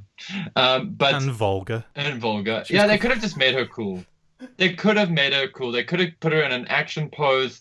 This is Dana is a character that is, like, in the comic books, she is action, and she's great. And here I just think, okay, well, yeah, it's sexy lady in military attire, whatever. In this case, the toy is going to make me buy the toy, not the artwork. But Crosshair is really awesome. So the first thing that drew my attention to this was the pose. It was so well done, because it is so difficult to draw somebody in a kneeling shooting pose, and to get it right, and to get there's a lot of stuff that's happening there, and it's really difficult to do. And Adam totally nailed it. Like, this is a really good looking artwork. It's just aesthetically pleasing in pretty much every way. The foreshortening on the gun, which is a tricky thing, is also pretty difficult to do, and I think he got that right. I think it's one of out of all of his artworks that I've seen, it's one of his best renderings of a weapon. So kudos on that one. Love the clothing, love the gear, love that he's left-handed. I'm actually so I was like, oh cool, left-handed sniper for GI Joe, that's cool. Oh, and yeah, okay, fine, he has no identifiers, but he's distinctly GI Joe. I mean, he's definitely got a GI Joe look to him. He's green, he's not wearing blue or purple or pink or anything like that, and he hasn't got any cybernetic parts, so he must be a GI Joe. I dig it, man. I think it's a cool artwork, and I think it definitely needs to move on to the next round. Verona can stay where she is. I'm sorry. I don't mean to be that harsh, but I really don't like that artwork. I think it's flat. I think it lacks personality. I think her face is amateurly done. It reminds me of artwork I was doing when I was like in the early 2000s. It's just not cool. I really hate it. Well, there's nothing good to say about Say this what piece you of feel, Paul. Yeah. Hate leads to suffering. Suffering leads. Oh, I can't even remember the quote now. Awful Star Wars fan. Yeah, guys, no, like like seriously, I always try to be like respectful to the artists who do these things, because I know that I've also made my fair share of artworks in a production level. So like I don't want to be too cruel on this, but actually this is not the artist's fault. This is the art director's fault. The art director could have pushed for more. And could have pushed I think more. so. And Chris, I think you were scrambling for Anger leads to hurt. Hurt leads to pain. Wait, no, I fucked it up. Pain. It's fear leads to anger. Anger leads to hurt. Hurt leads to suffering. no, I Rip fucked it up. man. again. Oh, get a second take. I'm never gonna get it right. You had 2 turns. You had 2 tries. I'm trying. I'll give you But 16 anyway, more goes. Leave that one on the cutting room floor. You better Google it quickly. Rob, I'll just put the actual Yes. sound clip in there so we don't have to sound like we're idiots. Fear is the path to the dark side. Fear leads to anger. Anger leads to hate. Hate leads to suffering. God, I honestly thought I had it. Oh, Steven, wow. I thought you had it too. That's a sign of age, isn't it? Anyways, No, I dude, think you Yes. secretly hate Star Wars at the moment. I think just the That's what I- prequels. The secretly, prequels and the secretly. sequels. Robbie, So, I know it's academic. Fear is the path to the dark side. Fear leads to anger. Anger leads to hate. Anger leads Hate to leads hate. to suffering. hate leads to suffering. and not just suffering. Well, you put us out of our suffering. Thank you very much, Christopher. You're Well, welcome. So, even though this is academic, as Stephen said, I'll still say a couple of things. I think, yes, this Adam Reaches piece is absolutely incredible. I mean, there's just so much detail to it. I mean, even like the way that his boot, kind of comes away from his foot, his left Yeah, foot. yeah. I just love that little detail. It's just Like a he could have snake just in a drawn boot. it exactly, But like, it's interesting and it's so detailed. Like you can feel the texture of his, his top, and he's got the black gloves on. And yes, he's kind of not terribly distinctive, as Cujo pointed out, but he looks militaristic and he looks like he means what he's doing. And then Verona, which I think Chris was getting at earlier, you don't see male characters doing this. You don't see them just kind of being like, "Hey, I'm a sexy man. Check me out, please." I don't know. Flint's Um, pulling the gun show, if you can recall. Flint I mean, often does do that, yes, but But his hip is still It- it's still straight on. I want him to be Yeah, doing yeah. that, Straight but I on. want him to for just like example. I want just to like poke his bum out a little bit. Yeah. I'd be Yeah, like, I wanted to poke his finger in his bum a little bit. Not the hand with the not with the hand with the sawn off shotgun in it though. Oh, that's some deviant art happened there, man. I'll flash it up on But screen. Don't worry. YouTube, no, TOS. But I get where Chris is coming from. I mean, you don't see this pose. Often the male poses always suggest power and I suppose danger in a way as well, and strength. Well, in this case, whoever directed the person to draw this, they were like, give me a sexy chick, not knowing necessarily who this character was, behind this. And they weren't told, like, the history of the character, what a strong woman she is. I mean, she's in the military and she survived tons of tons and tons of stuff. I mean, if In the fact, Devil's Due story is to be believed. I was just thinking about it now. Dana as a character, if you take Joe Colton off the table, she is of the characters we've got in this competition, she is the most seasoned. I mean, didn't October God pop up in like issue 5? Yeah, it was of early, American wasn't Hero? it? Yeah. Yeah, It was one of the very early. earliest. And just thinking about that and all of that, just the way that they could have put so much character into her, instead they just made her into a sex symbol. It's such a big disservice to the history of the character and it could have been so much more. I mean, yes, the guns look really awesome, and I like her kind of swishy hairstyle, but like Crosshair definitely goes through. It's just, to me, it's so well rendered and well captured, and it's interesting to know the story behind it as well.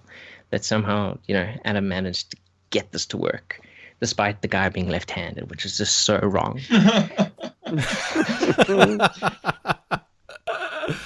Oh, Well, amazing. Crosshair, left hand, Together. right hand, ambidextrous, whatever. He proceeds to the next round. Verona, goodbye. Next up, we have Kangor versus Darklon. Paul's up first. Cool. So let me start this off by saying that any excuse to put a plastic kangaroo in as a pack-in for a GI Joe action figure, that's one. That's super one right there. And this artwork is so cool because this kangaroo is like, love me, and then this dude's just like, I'm gonna backhand you.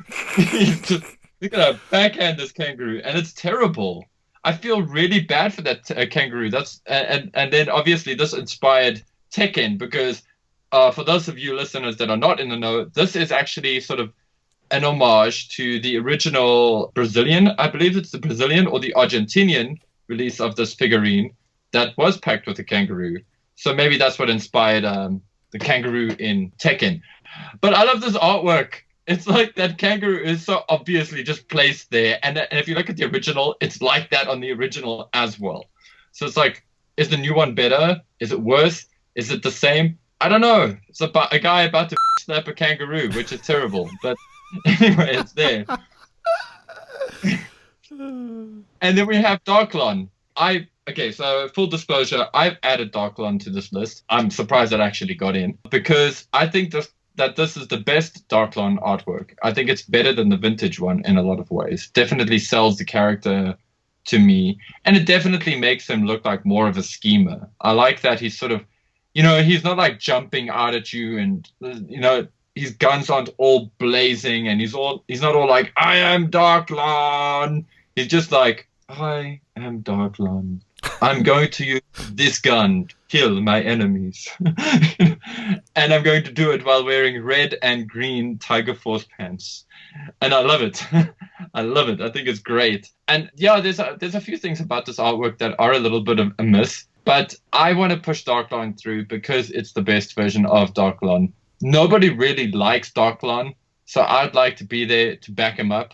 I'm pretty sure that Kangor is going to get through.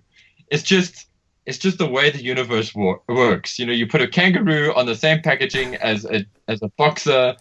You know what I mean? But like, I would like to put my vote in for old Darklon because I love that helmet. It's like Destro's. It's kind of sad and menacing at the same time.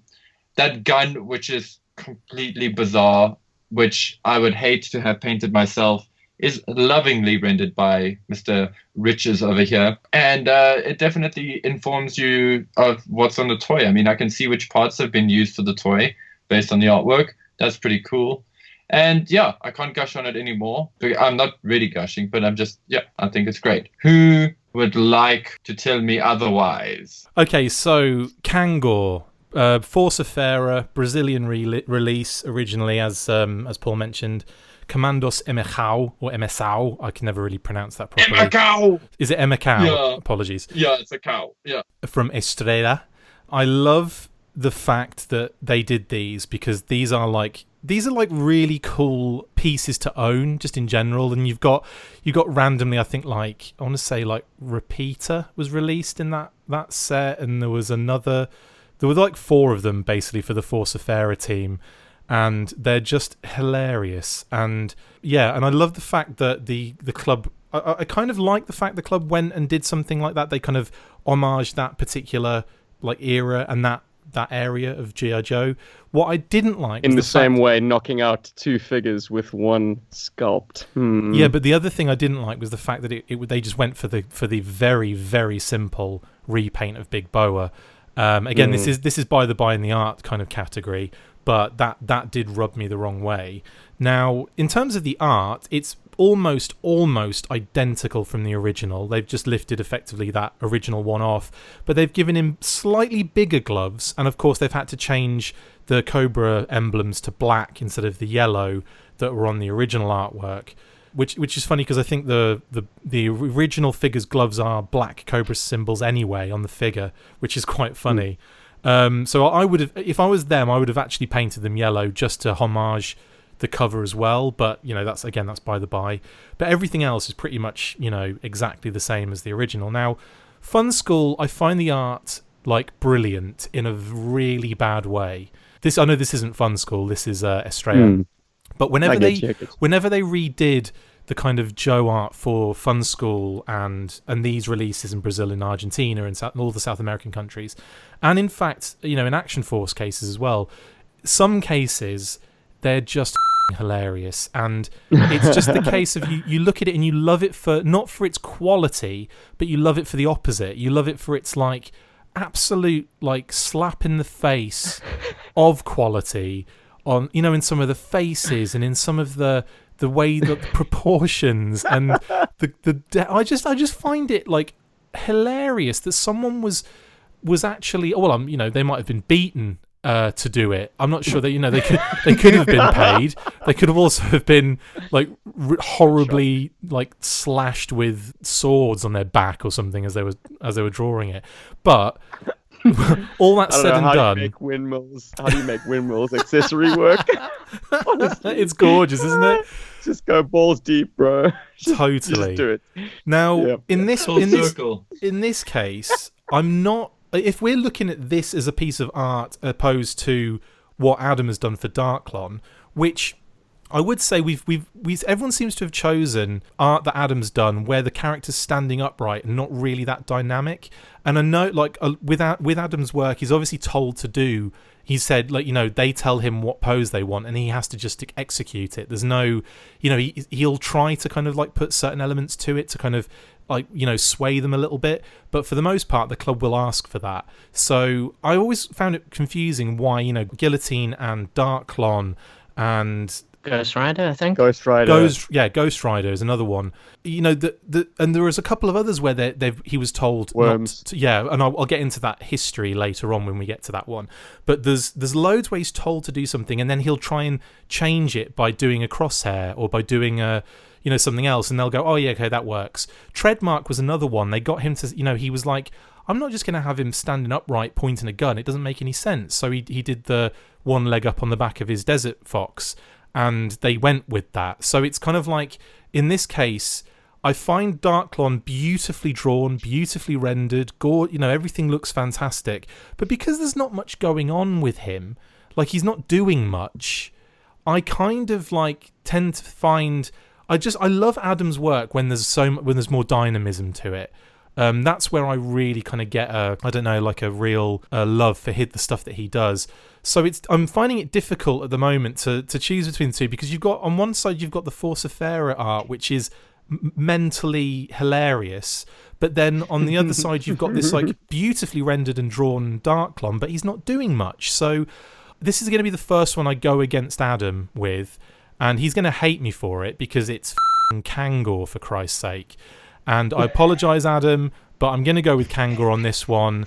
Don't worry, I've kissed you enough to this point, and later on I'll be kissing it even more, so don't worry. So I'm going with Kangor, just because it makes me my pants.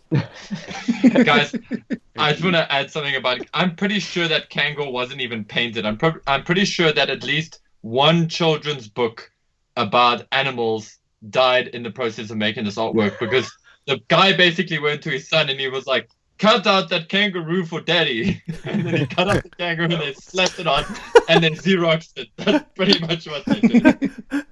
Also, I think the kangaroo can hold his own against Big Boa. Have you seen? Well, I know, Stephen, you're probably coming up to them all the time now. Mm-hmm. Nuisance, those little but yeah.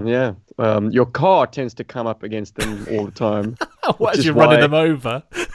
Dude, the amount of kangaroo roadkill on Australian highways.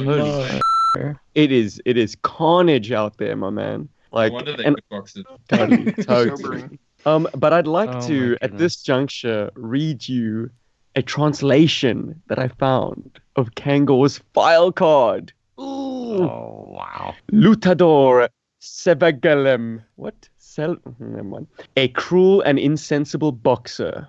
Kangor was banished from every championship he participated for being too violent and disloyal. This is the kangaroo, hey? No, the character, dude. Kangaroo, this next sentence deals with the kangaroo. In a trip to Australia, he stole and trained the kangaroo Guru to form with him the most hideous duo ever seen. Kangor uses and abuses cheap hits. Wow. And Guru, standing in his tail, makes precise punches with front paws and devastating kicks with his feet. not being hit by anyone. And then the bottom quote is, "A quarrelsome kid. Nobody could win in a street fight with Kangor. If he was at a disadvantage, he would soon appeal and call his friends to help." Oh yeah, his friends were enormous bulldogs and scary and very nervous feline cats, I think is the translation.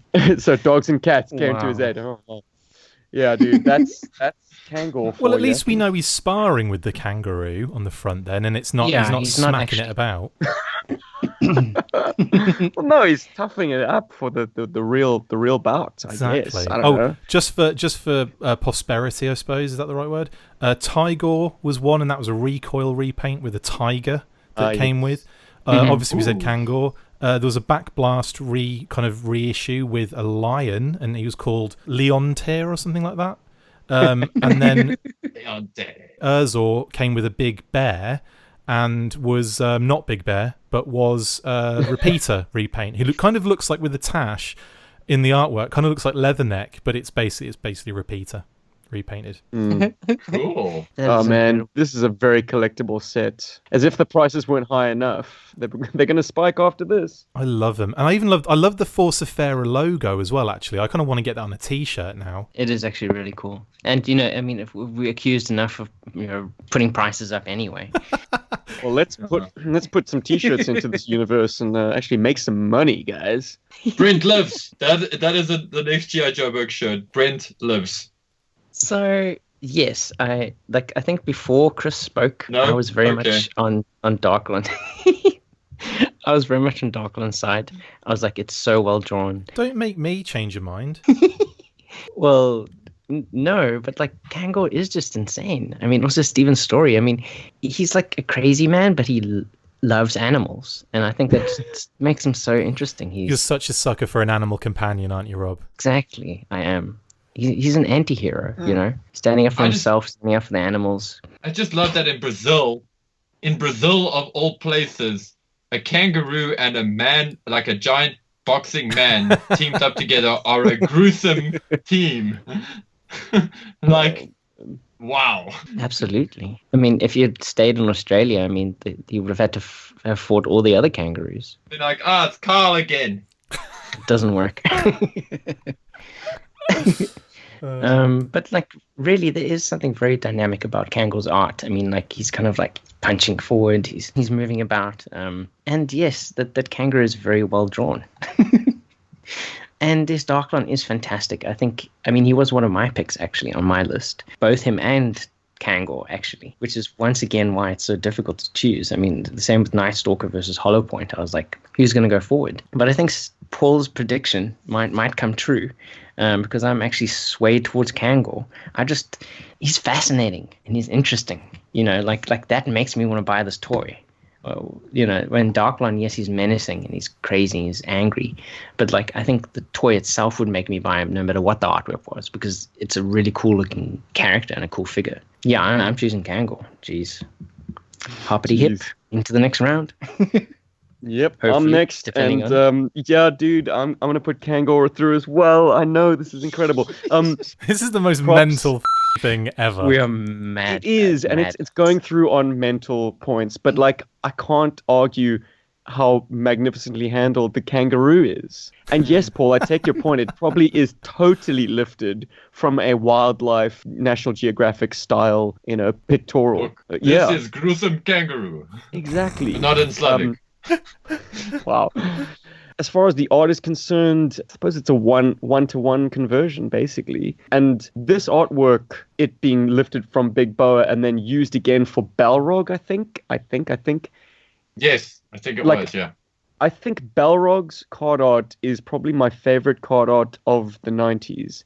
And I know its lineage as being a Street Fighter artwork probably removes it from contention, but I was gutted that no one else saw the merits. Well, very few people saw the merits of nominating Street Fighter artwork for our 90s card art battle, because I was so ready to champion Balrog all the way to the end. Yeah, I was kind of like contemplating it, but then I don't know. I figured it. I don't know. You're right. We probably should have had at least given them a thought when you proposed it. There's so much good art in that era. Though I know people were going on about how this is and that is. But I thought it was a really solid era for some amazing artwork. Yeah, man. Almost photo real. It's like they took, ironically, animation sprite characters and made their card arts look like humans, like real people. That was a triumph. So this is incredible because, I mean, I'm going to put him through on a sort of like the potential that I know that he could later become. And look, I mean, it's going through on the high fidelity kangaroo. I mean, I've seen a few up close and personal. They look just like that. They're super cute. Amazing. Kangor. Cooch, before I let Cooch take over, I just want to say one more thing about the Darkline artwork. I know we're all thinking about it, but now I know why he's looking at his gun. He's like, now that I'm out of the evader, what am I supposed to do with this thing? Any of your Darklines outside of your evader? No. Mine's in his evader. Yours is in his evader. God, that figure never leaves his evader. He's too embarrassed. Cooch, with good cause, I guess. I guess, I mean, every villain, you got to be scared of him. And we would have to see that gun fire to know if we should even be afraid of it. So probably a T-shirt cannon, isn't it? It could be a paintball gun. You never know. I do like his helmet. The helmet was nice. Cheers, Riches. Let's see. As far as Kangor, yeah, I can't say anything fresh. He'll be in the next round. I do think that there is an opportunity for future conventions or expos or whomever. Instead of retooling figures, redo animal companions. Give them a little bit of articulation. Can you imagine a little bit bigger kangaroo that can put your opponent in a headlock? Be amazing. That would be that'd be intimidating. The new Marauder Task Force dogs are incredible. So like I'd love to see them do a kangaroo just randomly. Wouldn't that be cool? Next up, Ghost Rider versus Sub-Zero. And first to the mic, it's Christopher. Oh, cool.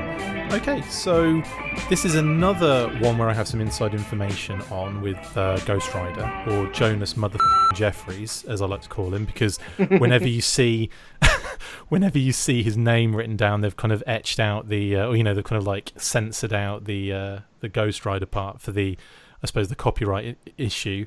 So he is actually Jonas Mother Jeffries. And he's a Jonas brother. Yeah, exactly.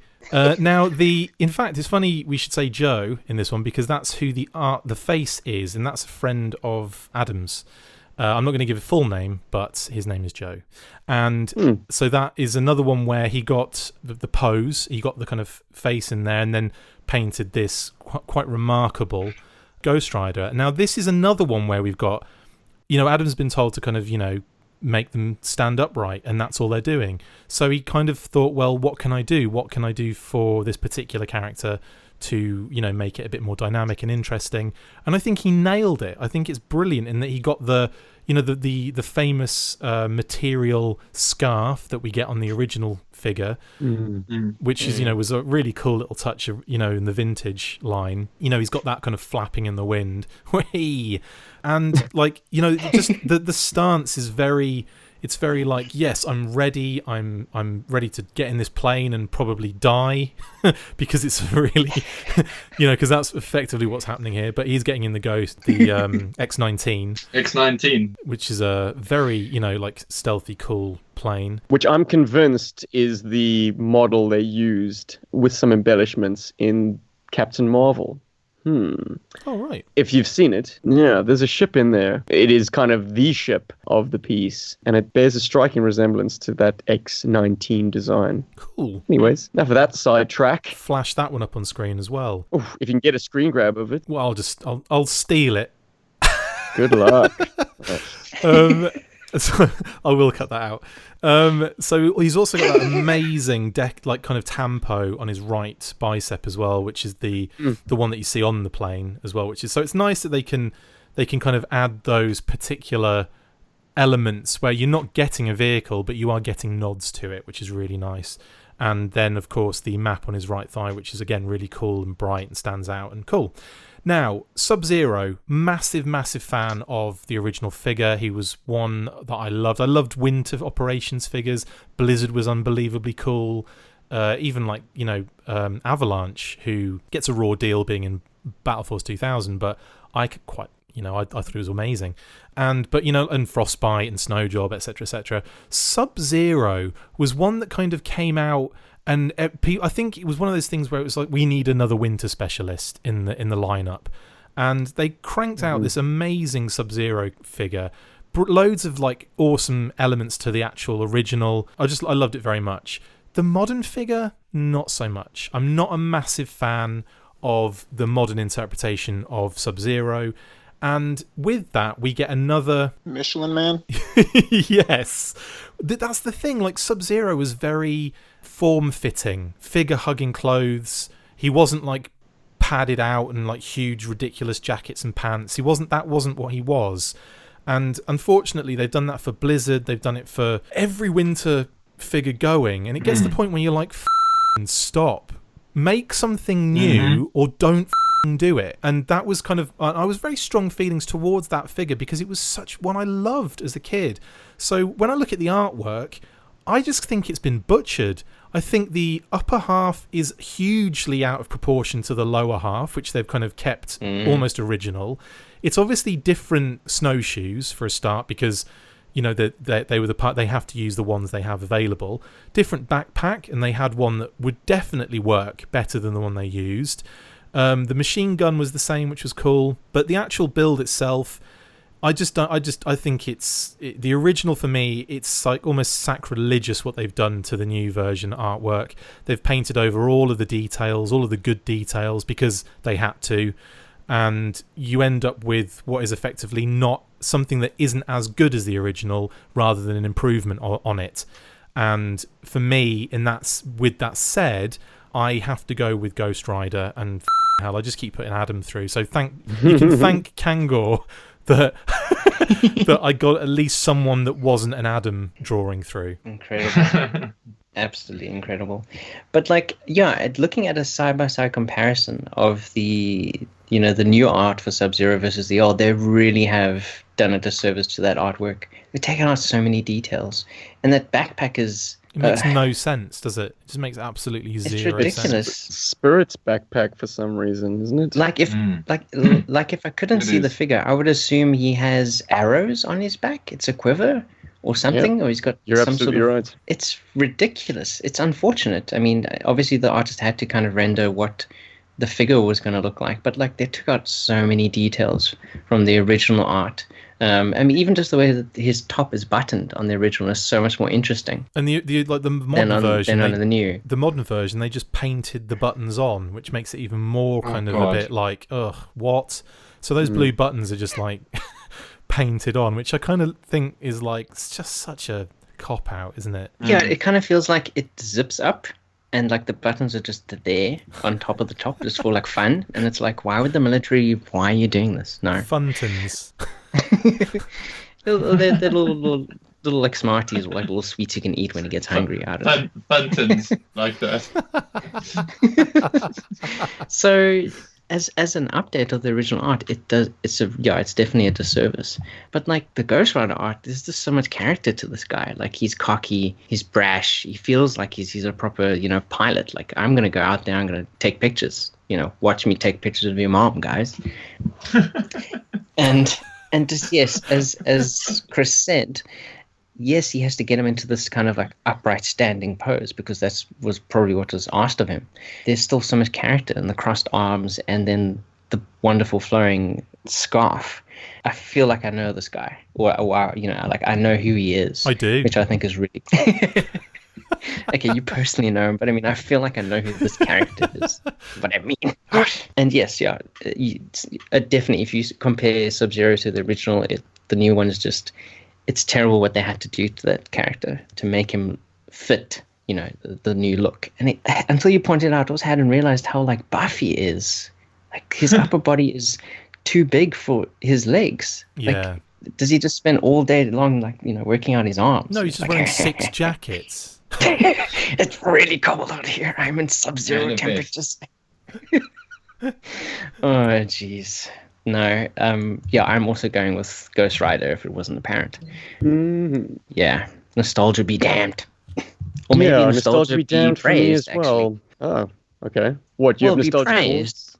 Well, it's to Sub-Zero, because I mean, I think the original artwork is so much better than what they did to the new. So I think maybe nostalgia is, I don't know, being lived up to. I don't know. It's confusing. What do you say, Steve?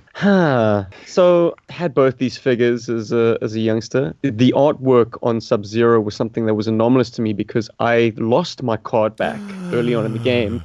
So I didn't get to pore over the details of the artwork. Had I done that, I would have quickly decided that this is probably the best I'd ever seen from that era. I mean, it is gorgeous, pretty gorgeous, and kind of shows up the figure to be inferior because they didn't quite get the Parker hood to look like it does on the figure, you know, to get it to stand out like that. It looks like he's just got this kind of like, I don't know, form-hugging beanie that really molds to the shape of his head without kind of materially adding to the shape of the silhouette of the head. Is he a gaper? Yeah. He's kind of not really wearing his kit in the most Please still way. Do not Google that term. Continue to not Google that. Oh my goodness, not safe for work. Anyway, with Ghost Rider, I find myself loving all the little touches. But what is a real triumph in the art chops is that likeness. I think it adds so much to Ghost Rider. And that can be a good or a bad thing because you make it that characteristic and it might jar with people's preconceived ideas of what the character means. Good point. I know for me personally, I don't see my Ghost Rider with that kind of cocky grin. He's not Ace. Yeah, he's nice, isn't he, Ghost Rider? He's the stealth guy. He's the guy no one remembers. He's the guy who never really kicks up a fuss or, is particularly noteworthy or cocky or arrogant or, he's the kind of guy who isn't the hothead in the debate. He's the kind of guy that makes the final statement and everyone shuts the hell up. But I can't knock the art for that because the art is an absolute triumph. I love absolutely everything that Adam did, and I can see how much extra work he put in by getting an actual model and working off that. I mean, that's a lot of extra effort and takes that much more time, I'm sure. But the end result for what is a static pose is wonderful, and a pose that I would have put into my top 10, and I did, over something like Darklon. I mean, they both are statically posed, but there's something very cool and natural, and there's a depth to Ghost Rider that you don't see in the more sort of, I suppose the colors on Darklon don't really help making him slightly cartoonish, slightly. But when contrasting Ghost Rider and the retouched Snow Job, what's his name? Sub-Zero. Sub-Zero. It's black and white, baby. It's night and day, quite literally. And I always bet on black. Incredible. So, Ghost Rider, and I'm done. Honestly, I'm gonna save the Ghost Rider fodder for later. Interesting. So you would have chosen them as well? I don't love either artwork. I'll agree with everything that you guys said about Ghost Rider later. Excellent. Okay, goes through. Paul, tell us a story. Okay, so full disclosure, I actually chose old Sub-Zero here, and that is because it did push the nostalgia button. It's only till much later when Chris sent us these really awesome PDFs that we're now looking at while we're doing the show. Cheat. With comparisons of the original artwork or whatever. It's much better than trying to find it on Google. That I actually saw it next to the original artwork, and I was like, oh no, Paul, what have you done? You can't go backsies now. No! It's too late. It's too late.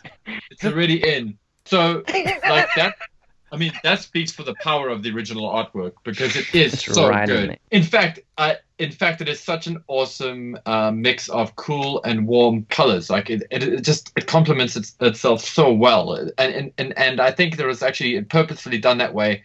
I think it was very heavily art directed because they knew that the figure itself might not sell on its own merit and they needed the artwork to push it more so than normal. And as much as I'm a fan of the original toy, I am, but there is something about the face on that toy that can be a little bit I don't know, just something about it just freaks my kid brain out, or did freak my kid brain out. He always looks a bit, I don't know.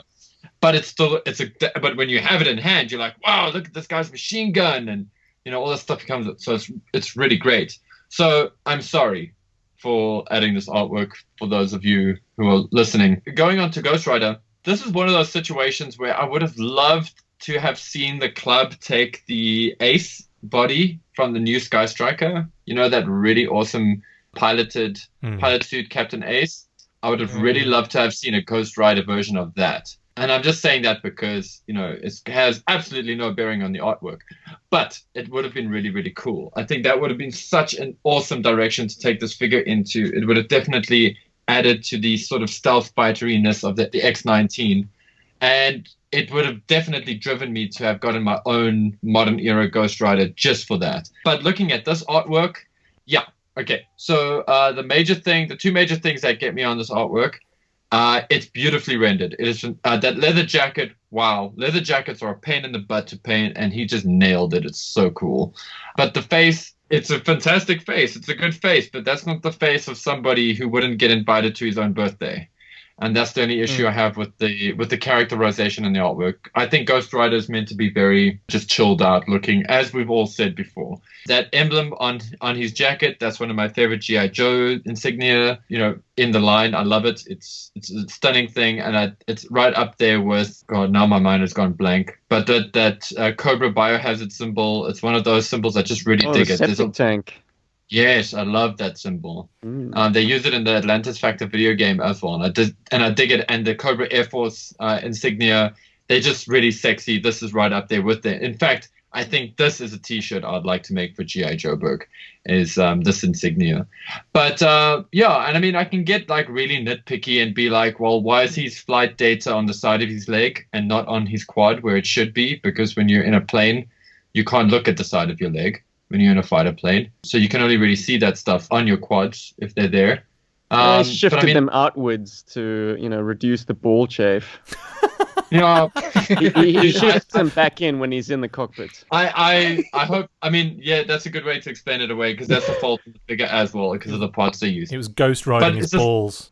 He's Ghost riding his balls. But yeah, this is a cool artwork. It's a really, really cool artwork, and that it definitely gives it a whole new character.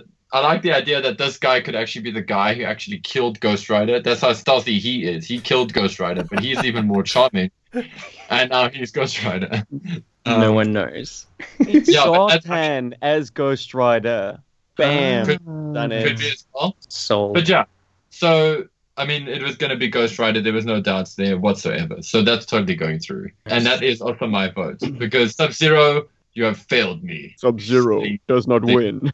Does not win. Fatality. Yes. Yeah, when I was Cool. totally thinking that, we'd be able to put in that sound clip. But nope. Sorry, No. Mortal Kombat fans. Sorry, guys. Not going to happen. Final matchup of Round 1, the epic final biggest subscription service battle. It's going to be Worms versus Munitia. Incredible. And what I have to say is these are two very amazing pieces of art. I think the Worms Chris is probably going to wax on about it for a bit. Sorry. Because it's an no, don't be sorry. It's an example of I think what he's been trying to say the whole episode. You know, having that rigid standing position, but having it adapted in such a way that it doesn't look exactly the same. And I really do enjoy that. It kind of comes across as interesting and different. I think it really looks awesome. But my vote is actually going to go with Munitia because I think this is such a cool pose. Like, she just looks really awesome. She's got a little cell phone out. She's like, I'm ready to take your calls. But, you know, she's also going to slash and kill you with her left-handed gun. And that's pretty cool. She's well kitted. Yes, her outfit is form-fitting, but I think it's practical in the way that, you know, she's a mercenary. She has to be able to kind of move around quite easily. And just the character feels very dynamic and feels very... I want to know who this character is. And I think she looks really, really cool. And also like her... Yeah. No, I was just going to tell you where you can find her. She's in the Rise of the Red Shadows, if I'm not mistaken, by Devil's Due. Yeah. She's one of the Plague. Well, then I'm going to go... I'm going to go check that out. As is Guillotine, by the way. I should have mentioned that too. Hey. So Guillotine and Munitia are both in the Plague. And also, it's another example of them hiding the vaginal void very, very well. But also, I mean, I just love this pose.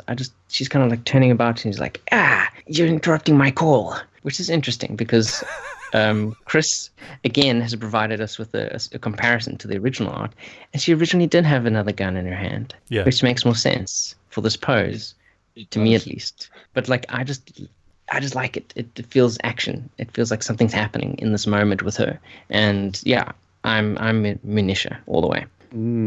So both artworks, and it's funny that they both came up in the same round and going head to head, because in my narrative, they're both doing the same thing. Yeah. They're on a They're Skype pressing a call. button. They're talking to each other. PDA. So Worm's officer is firing off a missile. You know, he's using that device to create an explosion. And that explosion is happening out beyond the camera. Munisha, because she's so twisted up, I feel like she's just hit detonate on the card art's background explosion. Oh, Brilliant. wow. And she's now Brilliant. whipping around to see, like, So it doesn't who else saw blind that. her with her like night vision goggles looking directly at it. True. Yeah. Yeah. Well, also whipping around. I mean, she's got that pistol up. It's like she's about to bring it to bear on like whoever might have caught her in the act. And so I find there's a stronger narrative line in Munisha just because there are multiple things in play. There's a very clear chain of causality in Worm's officer's narrative. You know, he's got a target sighted up, he's primed the weapon, and he's let it loose.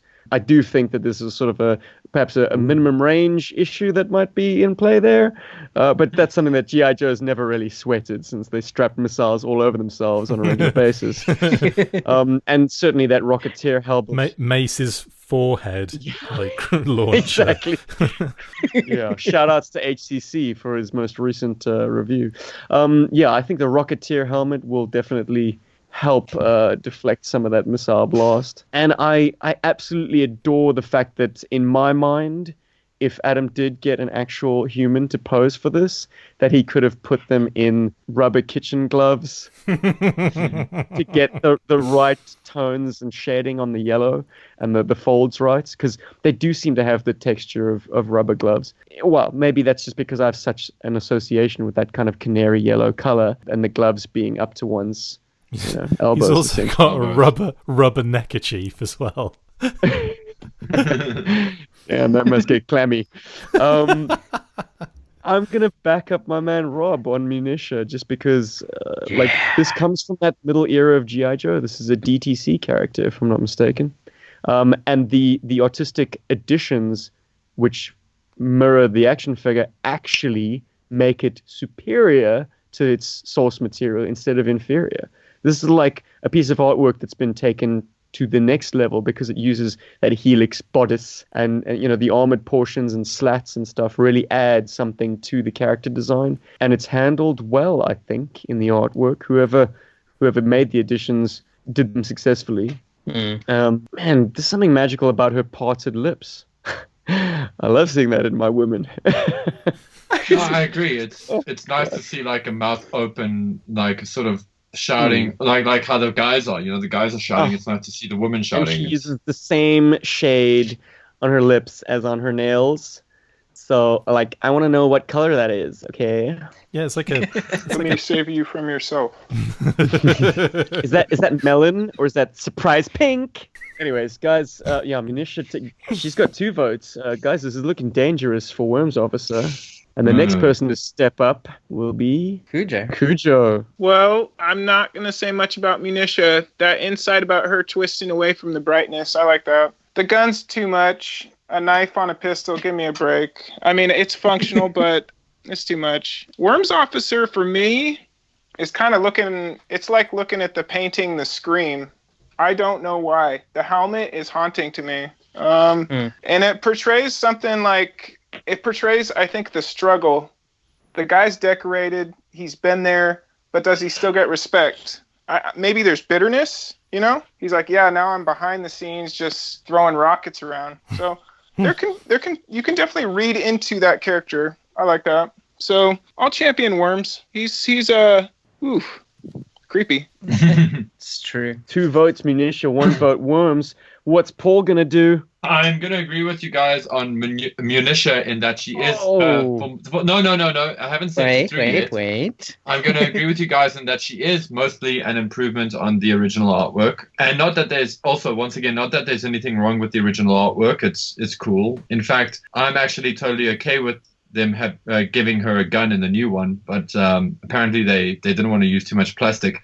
A big thing that irritates me on the Munitia artwork is actually the button, the device in her hand. In visual design, you talk about like contrast and harmony and how both things need to be balanced. And I just find with the fact that beeper is bending inwards and not outwards and not adding to her silhouette is actually hurting it. It's actually flattening the whole piece of the artwork there. Agreed. Where it is. And it also looks awkward, and her thumb is definitely missing. I mean, she's either pushed that thing so hard she's broken it in her hand, or she doesn't have a thumb and she's like all fumbles. I don't know. That's just the vibe I get from it. But Paul, I disagree with you about all of that. But anyways, maybe I'm just blinded by that explosion. Yeah, maybe. But I think if the detonator, if we're calling it a detonator, not a cell phone. Or it could be both, I suppose. If it was poking out, that might look a little awkward. I think this is a triumph in adapting an old artwork seamlessly. I don't know. I just feel like it takes it away. Like it hurts the silhouette. But that's just how I feel about it. I mean, I'm there's no wrong or right answer with regards to this. It's a matter of where I'm coming. Like I wouldn't do that. It would feel like, for me, it would feel like a fake out. And actually, for me, I would be scared of doing that because it actually creates more work because you have to do a lot more contrasty painting behind it to make it pop out more. And it's just more work. It's just easier to put it in the silhouette. Which brings me to, the worms. I dig that, dude. I think that is such a cool artwork. And Adam Richards actually gave me one of these prints at JoeCon of the worms. Yeah. It is so cool. And I love how like haunting and menacing that face is. It's like it's sad and scary at the same time. It's probably also Chris's face behind the helmet. Same eyes. Same eyes, yeah. They're just zoomed in really close. That's all it is. But I dig it. I think it's such a cool artwork. And I think it's so well handled. It's just so subtle in terms of the button press on it. I mean, like, you got so many artworks, and it's the same thing that I liked about the Dark Lawn. It's not this guy like jumping out at you going, "I'm a bad guy." He's just casually going, "White House, it's gone." Wow. Notre Dame. Oh wait, too soon. Jesus. GI Joe base, it's gone. You know what I mean? Like, I dig him about that. God, no, the Notre Dame thing is actually devastating. And as Steve said in the beginning, Jesus. You can leave that part out. In the beginning of this episode, art is important, and the way that we all feel about Notre Dame proves to us exactly that fact. That art is important to us as a civilization, as a species. But yes, this Worms officer is just gold. I love it. I love it so much. I actually, like, I kind of wish I had the original as well, just to, like, compare it to, because they did, the original figure. Yeah. Yeah, but, like, this is golden. I love it. And this should definitely go through. There's nothing wrong with this artwork. The foot in the back is a little bit funny, but maybe we'll see what happens in round 2 of this. But yeah. Team Ascot stronger. And maybe I've been brainwashed. Have I got the swing here as well? You absolutely do. Yes, you do. Ooh, cliffhanger. Brick. Okay, yeah, everyone knows where I'm going with this. So the Munitia one I really like. I think it's really dynamic. I think it's pretty awesome how they've used the character again that was in the Plague, just like Guillotine, who I didn't mention that before. Should have done. I'll beat myself afterwards. Don't worry. And with not off, I'll just beat myself. So the Munitia artwork, I agree on those small points that Paul was saying about. I do find the phone really awkward. Like, is it a flip phone? Because that's the only way it would fit in a hand like that, in my opinion. Also, I just think it would not necessarily sticking out of her silhouette, but maybe if it was just in the right position in her hand upright, that with maybe just like the aerial poking out, and also make it so that you can actually see it. Hang on. Though it sounds like you've made up your mind already. But I mean, is the included accessory not the famed Firefly phone? I can't remember. So the bottom end does. So it's kind of bent anyway. Okay. Yeah. So it's accurate to the toy. And I still feel that it looks awkward. And I know that if you're doing it realistically, then tough shit, if it looks awkward, it looks awkward. But I think, you could always hold it so that the phone is slightly more upright. It just doesn't look right to me. Even if that's the shape of the phone, it doesn't quite vibe very well. And I think even if she was holding it at the middle of the phone, so that you could see both, you could see the angle behind her hand almost, I think that would probably be even better as well. But having said that, it's only a minor gripe. I do like the art, and I think what they did in terms of an upgrade based on the original is probably an improvement. And I know obviously they've had to change a lot of aspects of it to make it kind of closely resemble the newer version, as we've said before. But no, I really dig it. I think it's really cool, really dynamic. And I was going to also agree with what Steven said. I feel like, when you said, she's pressing a detonator, immediately my eyes it kind of fills all the blanks, and you see the explosion going off behind her. And it's almost like that happened almost animated. You know what I mean? Like, and when she presses it, and it's kind of like really cool.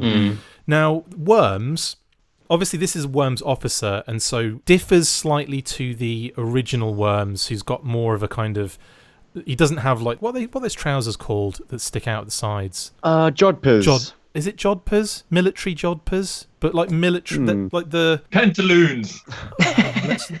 I just wanted to say pantaloons. I'm gonna sticky out pants. Hopefully that doesn't sticky out trousers. Let's see what comes up. Nothing. Brilliant. So so obviously the original has more, I suppose, practical for sitting in a maggot kind of design. But most of the rest of it, other than like a little strap that goes across the... They totally are jodhpurs, by the way. Okay, sorry. Jodhpurs.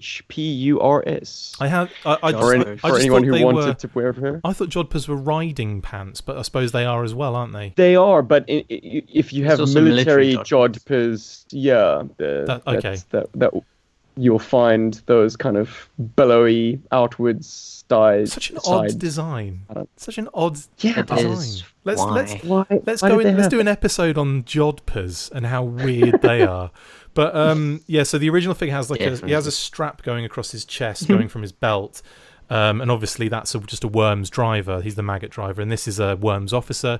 So this guy deals with, blowing using his iPad. Now, the fun thing about this particular thing was that Adam's brief was, we want him pressing a button, and that was it.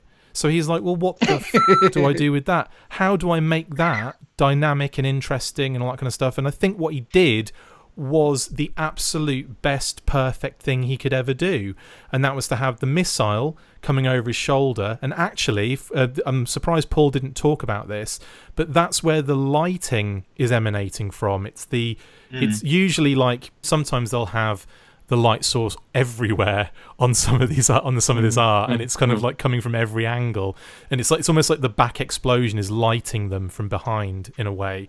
But with this one, he's actually used the lighting from the actual missile kind of tail to light up that corner of the body more so than the other side, and I just find that really, really powerful.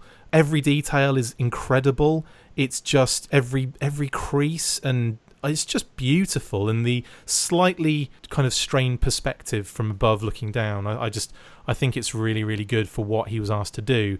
If we're going art to art again, if we're doing kind of what do I think is the best piece of art, I'm going with Worms, and I apologise, but I think it's one of my favourite ever things Adam's ever done. Incredible. And I look forward to talking about Worms more in the quarterfinals, which will be a lightning round. We are heading into our quarterfinal lightning round. Stop giving me more work to do. Oh, I'm cutting your work out. Oh, that's man. actually very true. I'm doing it live. It did actually Freestyle. it sounded like a real lightning strike. Wow. I had to look outside my window to make sure it wasn't.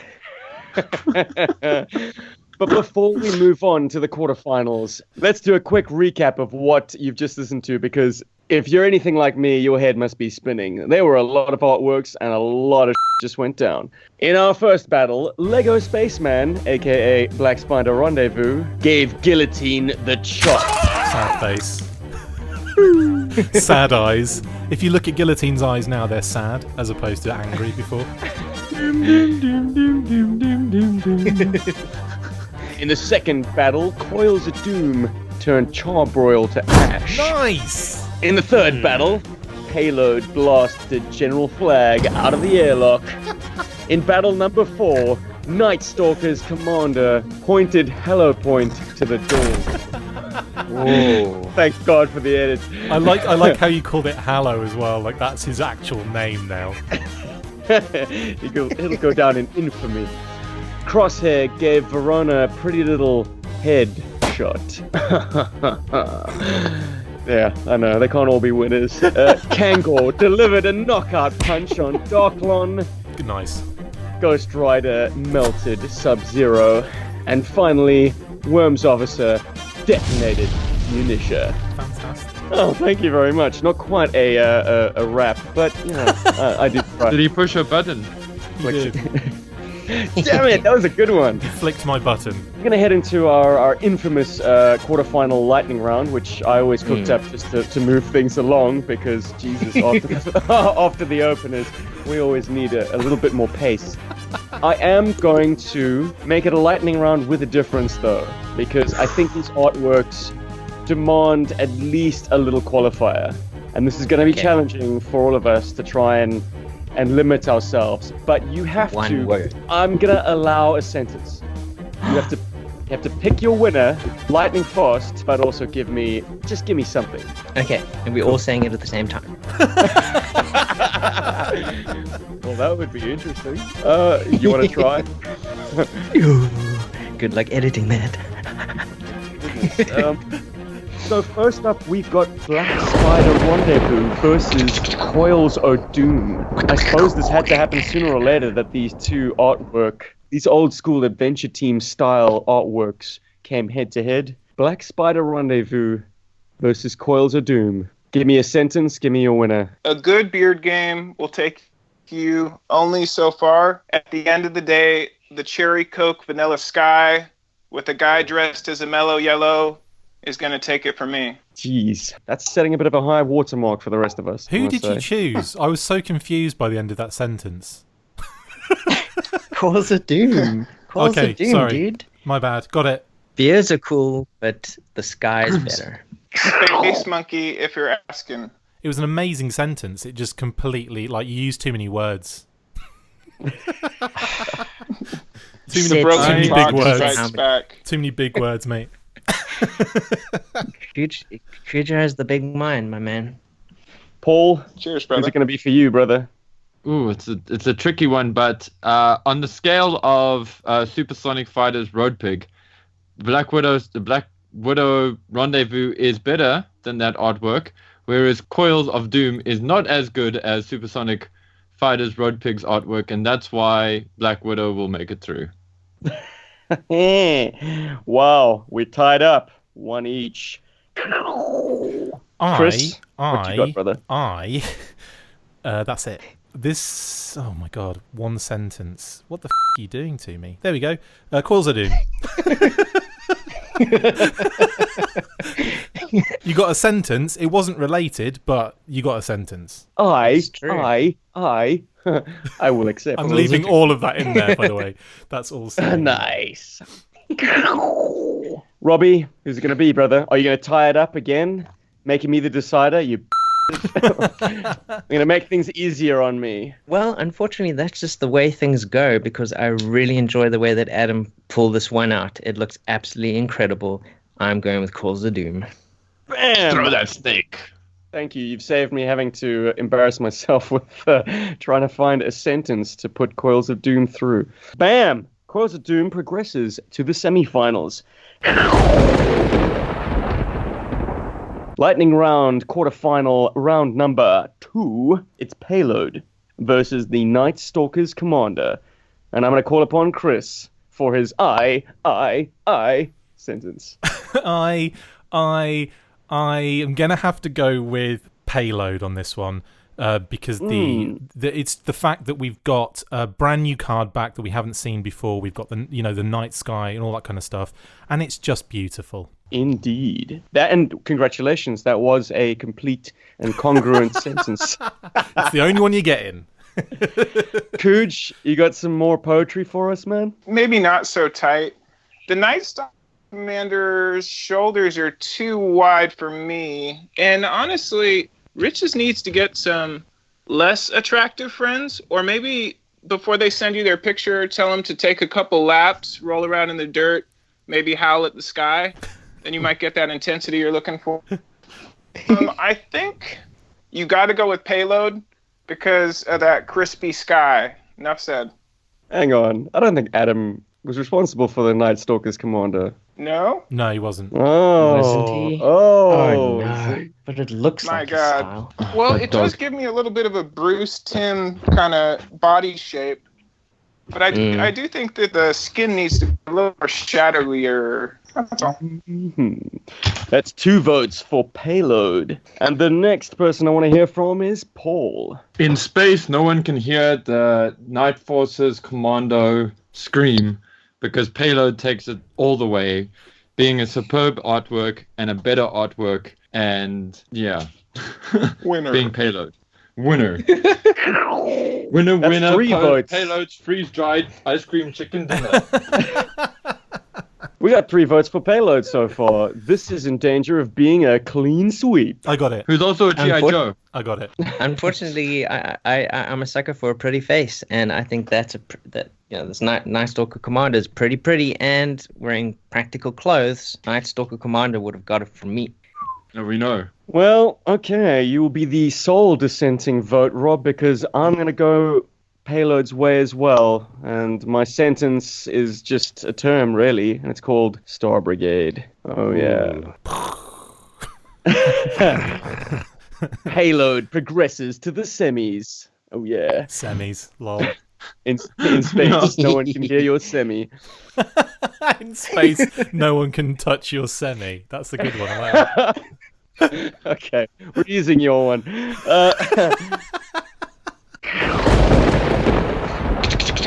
Quarterfinal number 4, we have Crosshair versus Kangor. God. First up, it's Cooge again. Cooge, is that you? I think I'm just going to say that Kangor has more fluidity. I like his pose. Crosshair is just boring to me. Yowza. Are we in for an upset? Well, what says Paul? Ooh, Crosshair loves hunting kangaroos, and that's why he puts a lead one square in between the eyes of Kangor and tries desperately to move on to the next round for me. It's going to be tight. Kangor is just too hilariously funny not to put through. Oh, Love me my some word. boxing. Oh, jeez. Am I becoming somewhat of a swing? No, I'm not. I'm going to throw one in for Crosshair. Bam! Oh, brilliant. So I have to decide out of Crosshair and Kangor who is going through. Do I go with the beautiful Friendship rendition of Crosshair by Adam Riches, or do I go with the hilarious Kangor artwork?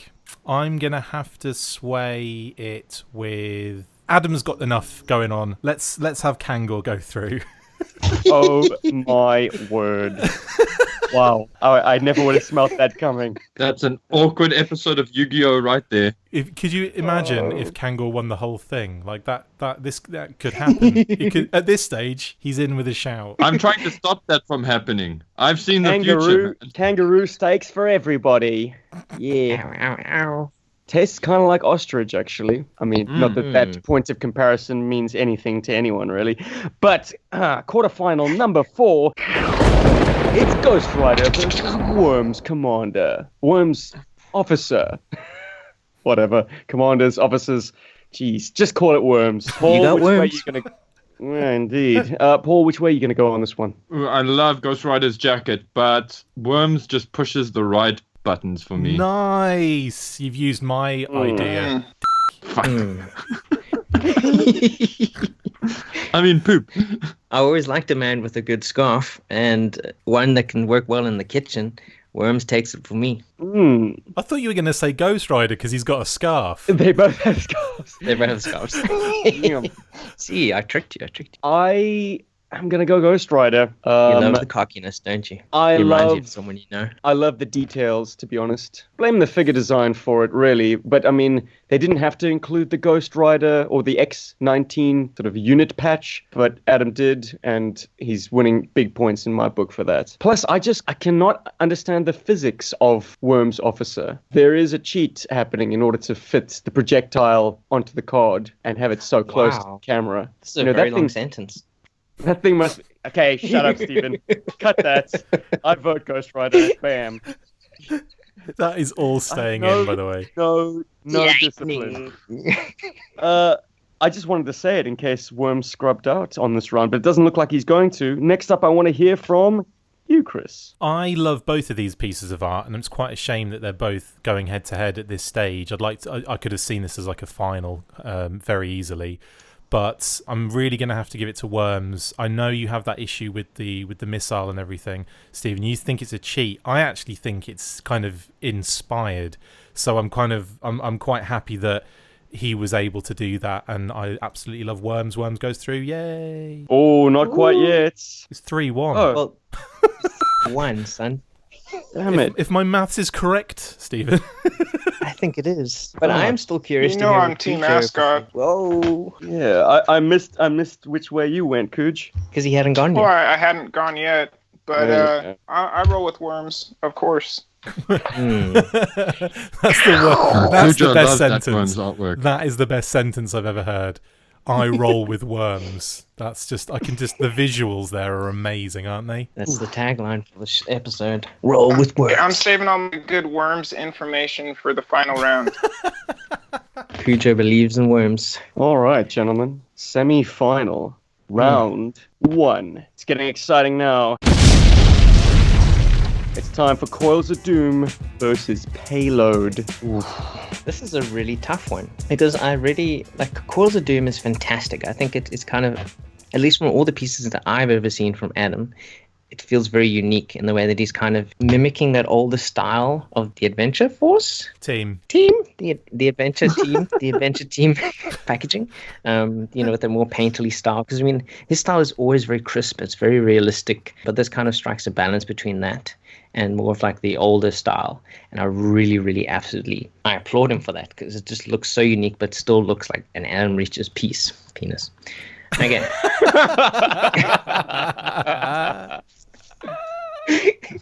What am I going to flash up on the screen for that? I thought you guys were close. Real Not close. that close. Trip to the men's room close. Snapchat. Have to get him on Snapchat. Snapchat pic Premium. coming up. Yeah, brilliant. Sparkles. And then on the other side, we have a piece that I haven't voted for once. This entire round, this entire voting thing. I really appreciate it. I think it's incredible the detail that he's managed to put in there and make it look like, yeah, this man is floating in space. I mean, that's what I think. But I can't give it a payload. I don't like no payloads. I want my Coils of Doom. You want your loads free, don't you? That's what you're saying. Exactly. I want my free loads. I want a free load. All right. I don't want to pay for them. First blood has been drawn, and it's Coils of Doom with 1 vote. That means I'm up next. I'm going to keep this interesting. I'm going to give my vote to Payload. They're both extremely fresh in terms of card artwork. You would think that Coils of Doom is a standalone in sort of breaking the explosion convention, but Black Spider Rendezvous and Payload also go into that territory. And there's something really, really, really, really good and really unique about the Starfield. I think it's one of those artworks that, the more you look at it, the more layers are revealed to you. It's not just, white pinpricks of light on a black card, there is depth to it. And as you pointed out in our first round, Chris, you can see the sort of clusters of stars. There's lighter blues, darker blues. I look like I'm peering up into a night sky, Yeah. Out in the sticks, basically, where, there's less light pollution. You can see a star field. But on top of that, you've got some awesome effect happening out there in the cosmos. And then you're drawn to the subject, this brilliant sort of shades of white on a blackish bluish background. It's accurate to the figure, and it makes sense. I mean, I was never on board with Data Viper. I think this is perhaps Payload's finest hour, actually. Agreed. Payload gets my votes. Sorry, Coils. I guess I'm an astronaut at heart. Apparently so. Well, I would have to say, I mean, they're both brand new. They're both interesting. They're both beautifully drawn and painted. But Payload gets it for me, for that truly incredible rendered night sky, as you were saying, Stephen. And also, just for, making a character who doesn't always get a lot of shine, making him even cooler than he already is, on kind of on that, low-level kind of coolness. I know he obviously comes with the Defiant, as we know with Hardtop, but those two figures are often very, not to say throw away, but they're very forgotten almost, because that playset is so incredible and mental and huge, and they all use it. So in the same way that Steamroller's forgotten a little bit from the Mobile Command Center, in the way that, a lot of figures do kind of get dwarfed by their vehicles, the drivers often do get dwarfed by them. So I just love the fact that Payload's been given this extra cool level. I feel bad because Coils of Doom is so beautifully done, gorgeous painting. It's a new character, and it's kind of bringing new life to the brand. But if we're talking about the artwork and what I prefer, I have to go with Payload. It occurs to me, is this perhaps the first individual card art we've had of Payload? Yeah, they did a bio piece of art for him, but I've got the books from Carson. I'm just going to give them a quick run through, because I think there was almost like they uncovered a lot of vehicle driver artwork at one stage. I'm just going to see if Payload's in there, but carry on without me and I'll let you know after the fact. Yeah, look, I mean, it's a very unique card, but you've heard enough from me. Let's have a word from Cujo. All right. Well, in this matchup, it's kind of a tale of two skies, really. And maybe D80, if you want to do a slow zoom on Coils of Doom right now, just over his shoulder. I have to go with Coils of Doom because, honestly, I'm tired of space. But, no, I think Coils of Doom, he should be the most dangerous thing in the picture. But his eyes are dead, so you're almost looking past him. Sometimes when you look into the abyss, it looks kind of purple and blue. I think the most intimidating thing in this picture is the sky. I think that's something to celebrate. I'm going to go with Doom on this one. Cool. We are tied up. Oh, my word. Paul, you're the swing. No, I'm going to break it. Yeah, jeez. And, as luck would have it, my PDF viewer has just gone funny on me. So now I can't even look at the artworks in detail, but I know what I want to say because I've been staring at them. I think sharp-eared listeners might know where I'm going to go with this. I like both of these artworks, and I think they both have great market value, and they kick all kinds of butt. But. Yes, but. Payload had, two, little issues which at this part of the battle matter. The first issue is, I give Adam kudos for trying to get this right, but his forearms, particularly his left forearm or the viewer's right-hand side forearm, looks like it's broken. It, looks snapped.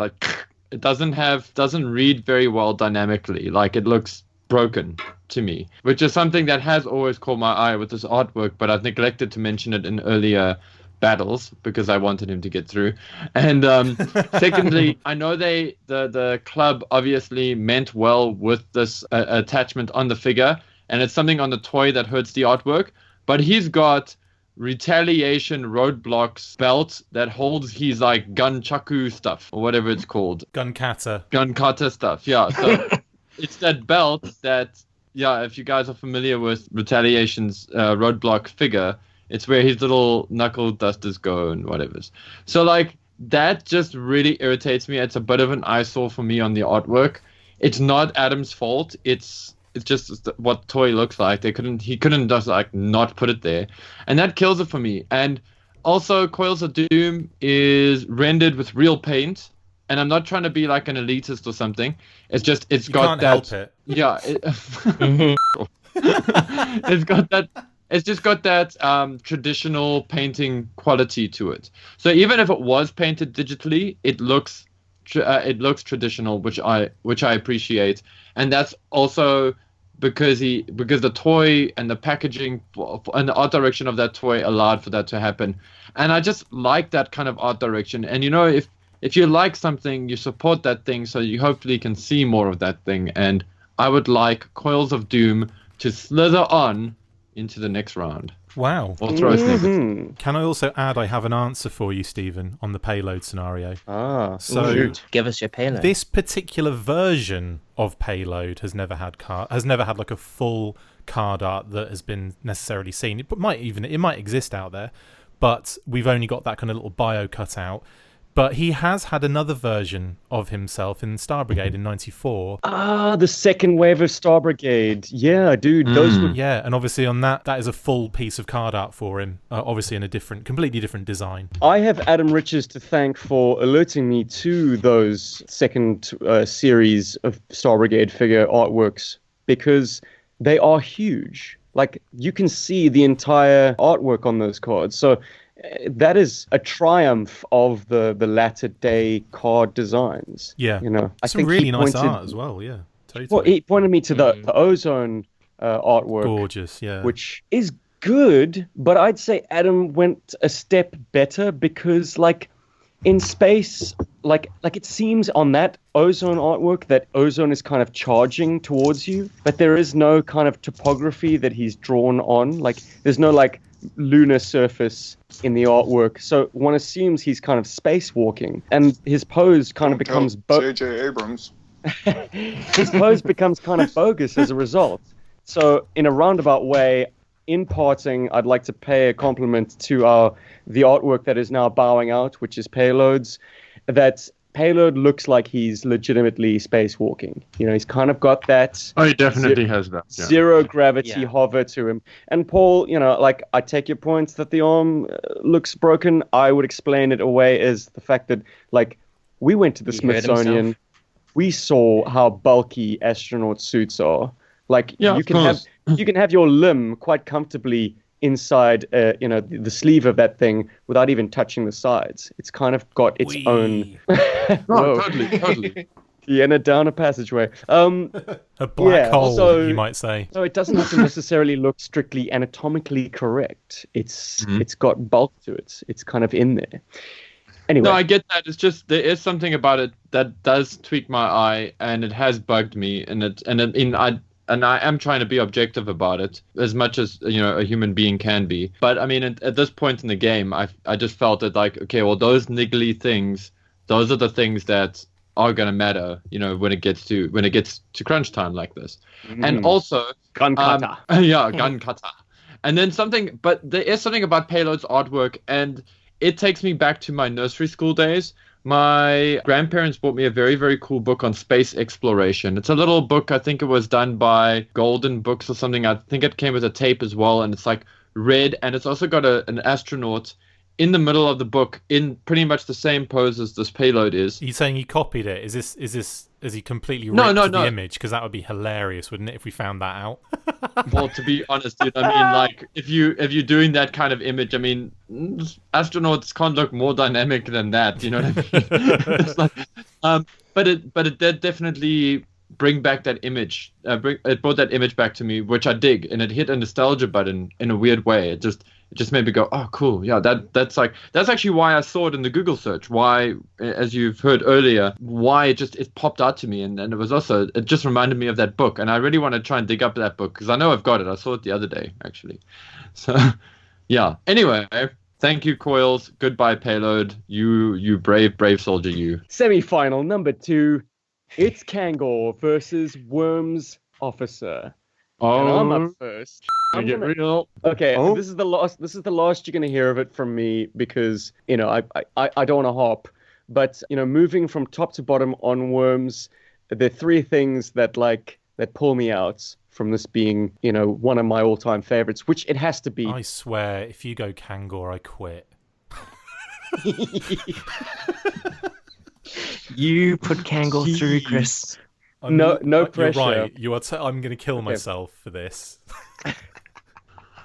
Okay, so top of the artwork, top right-hand corner of Worm's artwork, it's a fantastic concept, and I thought about this a lot when considering this artwork. Like, it is such a fresh pose, and there is no other way to execute it unless you're going to make the projectile very, very small. But I almost would have preferred that because it would have sold the scaling of the image to me. The projectile being that close to his shoulder, like, I don't understand the physics of the artwork, and that will always kind of detract from me. I like to understand an artwork's narrative. I like for it to tell me a sort of clear story.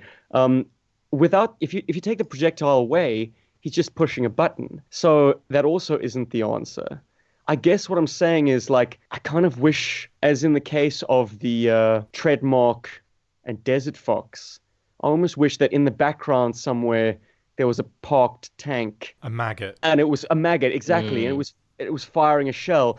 But then you'd have this, like, would the maggot be sort of somehow in the sky? As I say, I've been thinking about this a lot, and I could not find a more elegant solution than what Adam did, but it's still going to bother me. And at this stage of the game, as bizarre as it sounds, I'm going to take this ridiculous artwork with the kangaroo just kind of, stuck in the front there, because I understand the physics of it more, as ridiculous as it is, than I do Worm's Officer. Why did I put Kangor The mental through? gymnastics.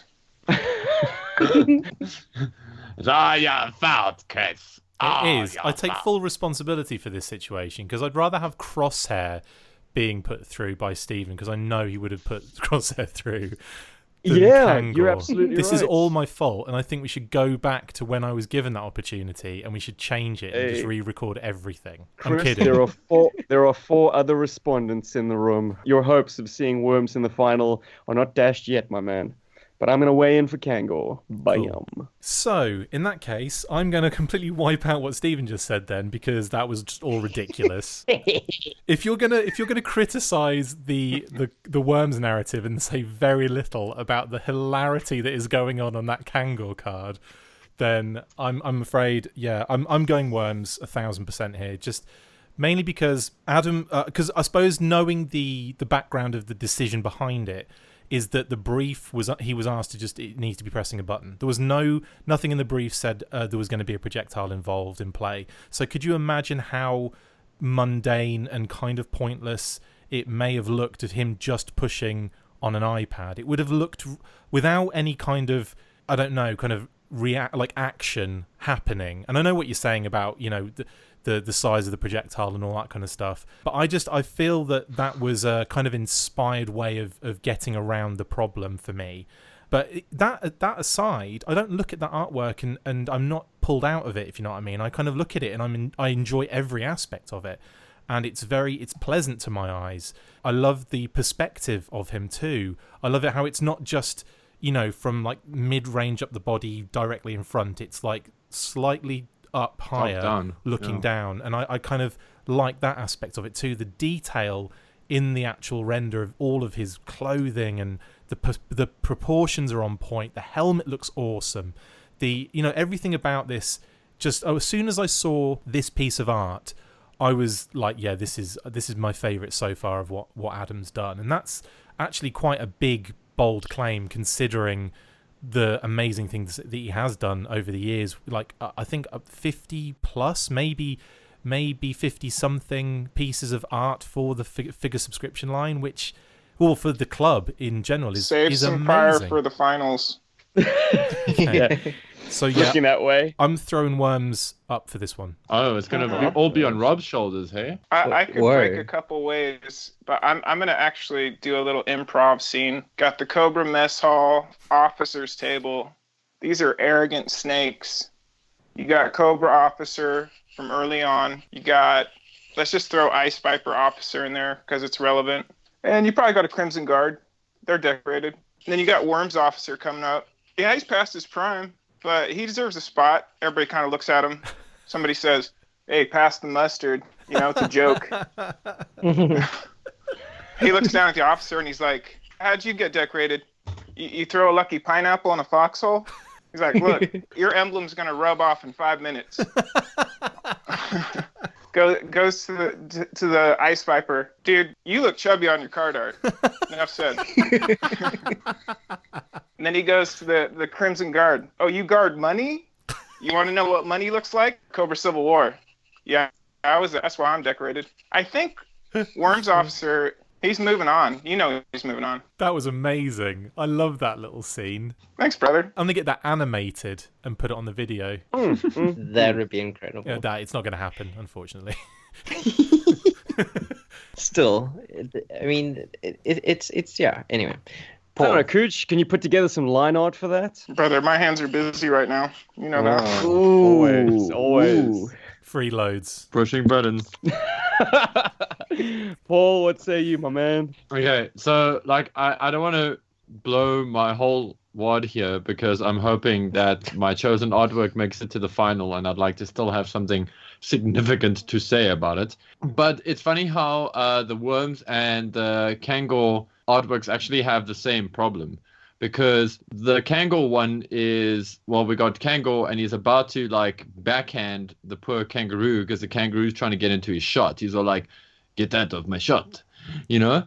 And the Worms has like launched this missile. And it's also, it's two things that have been popped in there to try to add more. Oh, wow. I love it when I forget words. I'm drawing a blank. It's just to give it some more coherence, more consistency.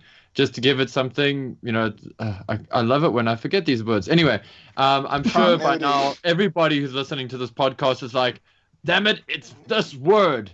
But yes, stuff. I doubt it. It's You got us all guessing, dude. it tells the story. It makes sense. It tells us why it's there. Personally, I think the Worms artwork could actually do without the missile. I think it gives it enough. Wow, there's that word I need again. It's enough without the missile, actually. To me, it's kind of like he's pressing a button. It's kind of the same thing that Firefly has for himself.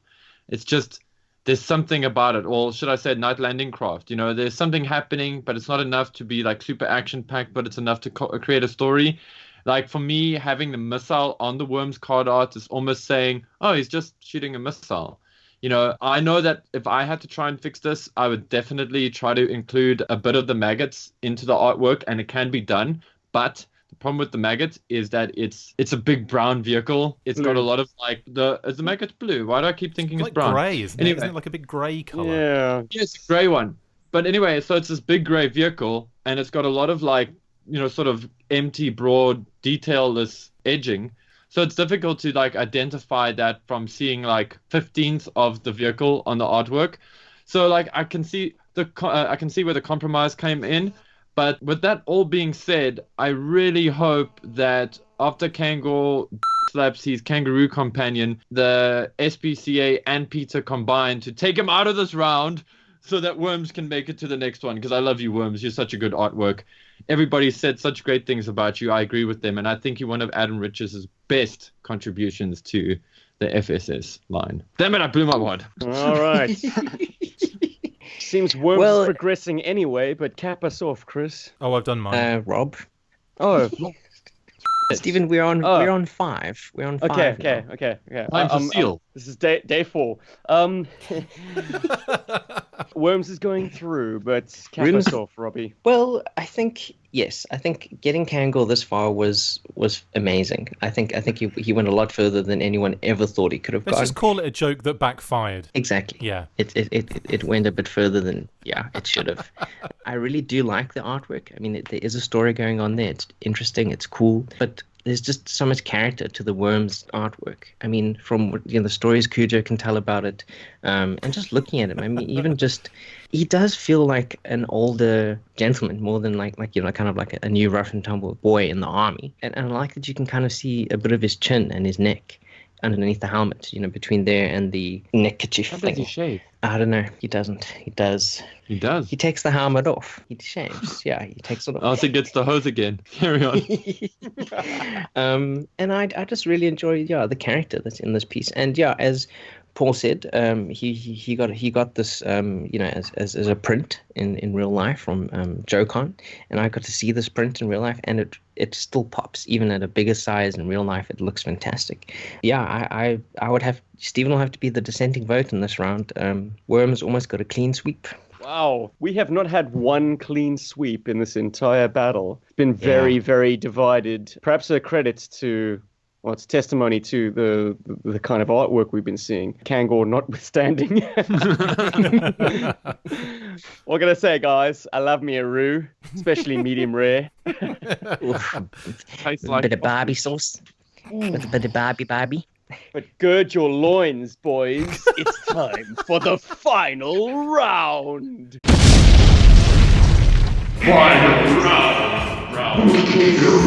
Everybody do some explosions. How do you gird loins?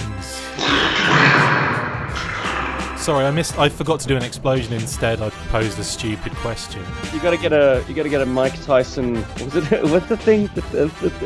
Yeah, you gotta get a girder. Oh, you mean you mean George Foreman grill? Yeah. A Mike Yeah. Tyson grill is basically just something. I'm not even going to get into that because it could get really, really bad.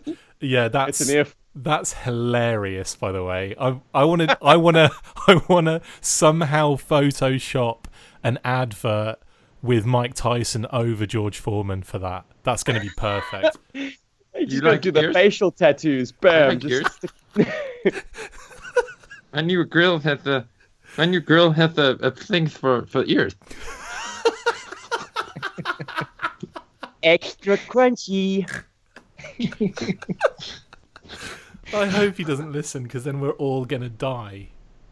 No, he feels really bad about his whole career, man. He's like, he's in a zen state now. He'll probably laugh. I just want to raise my pigeons in peace. All right, Firing guys. a flare gun. Gentlemen, we've finally reached our final round. It's taken some doing to get here, Taken but 6 days. and a lot of tears. But out of the final 4 figure subscription service series' card artworks and the final 12, it's all come down to this. It's Coils of Doom versus Worms Officer. First up, Paul. And he's- Okay. Oh, jeez. Oh. Careful. Oh, wow. Okay, I'm making a lot of noise so that I can just quickly look at these 2 artworks and just process everything. Jeez. Okay, so it's gonna be Worms, and there's a really, really good reason for it, because between these 2 artworks, Worms still has, they both have great dynamism. There actually aren't any major mistakes on either of them, to be honest, although that snake could look a little different. I know you guys all harp on about the sky, but it's the only thing that hurts me a little bit when I look at the Coils of Doom artwork, to be very honest. But Worm still has some really great sort of texture and paint stroke detail in it, and that just elevates it quite a bit for me. It takes it a bit further than some of his other offerings, and it's gonna be Worms for me. It totally is, and it's not because he gave me the print for free or anything like that. It is a fantastic artwork. They are both fantastic artworks. I just think the Worms is just that little bit better. At least Chris, for me. what say you, brother? Funny enough, Paul mentioned the snake. That's something that hasn't come up yet, and I must admit too, I would definitely maybe kind of widen the top part of the neck and the head a little bit more, and if we're going to give any kind of kind of like composition or I suppose structural, like or a visual kind of critique here, which we have to because it's art, for Christ's sake. But if if the snake had just been a little bit more exaggerated at the top half of its head, just to give it more of that kind of cobra kind of feeling, then I'd probably be going for Coils of Doom right now. As it is, I just think that Worms art is so, like Paul was saying, consistently constructed. So everything is so good about it in one piece. I just think it's fantastic like what he's managed to do in a short space, and also tell a story and kind of be inspired to make something out of that brief. So I would have to go with Worms on this one, and only because of that slight detail on Coils, because everything else about that Coils artwork is gorgeous, and the fact that it's painted, mwah, beautiful. Two very worthy finalists, I must admit. Also, I would love to get some insight from Adam and find out how heavily briefed he was for the Coils artwork as well. I can tell you. Okay, but wait, hold on. Let me say what I want to say, and I want to see if it's sort of in line with what actually happened. We'll go. I got a feeling that he was given quite a bit of freedom on the Coils of Doom figure as well, in terms of like what he could do with it to try and sell it. Because it doesn't feel as heavy-handed from an art directing point of view. Like the Worms as well. The Worms also feels like they gave him quite a bit of carte blanche, and then when they looked at the artwork, they were like, "This artwork needs here's that word, context. So please add a missile or something." I think that's. Oh, you mean like a yeah, I see. I thought you meant like an actual missile sound effect, but carry on. Oh no, missile sound effect. Yeah, so I don't know, just something about the Coils just to me tells me that he also had quite a bit of free reign on that one, that they didn't overbrief or overhandle the artwork. But that's just a feeling I get. I haven't got much evidence to support this other than it's a cool artwork and it's got a great dynamism to it. Okay, so the truth behind what happened was that, again, the brief came in, but it was actually, rather than a description, it was an actual piece of art. They'd already done kind of mocked up version of what you're seeing there. It went through a lot of changes, but they used the cesspool head from his previous art and put it on in a similar kind of position and stance, and then Adam kind of went back to them with a few different sketch versions of like positioning and where the snake was going to be, and or to include the snake and so on and so forth.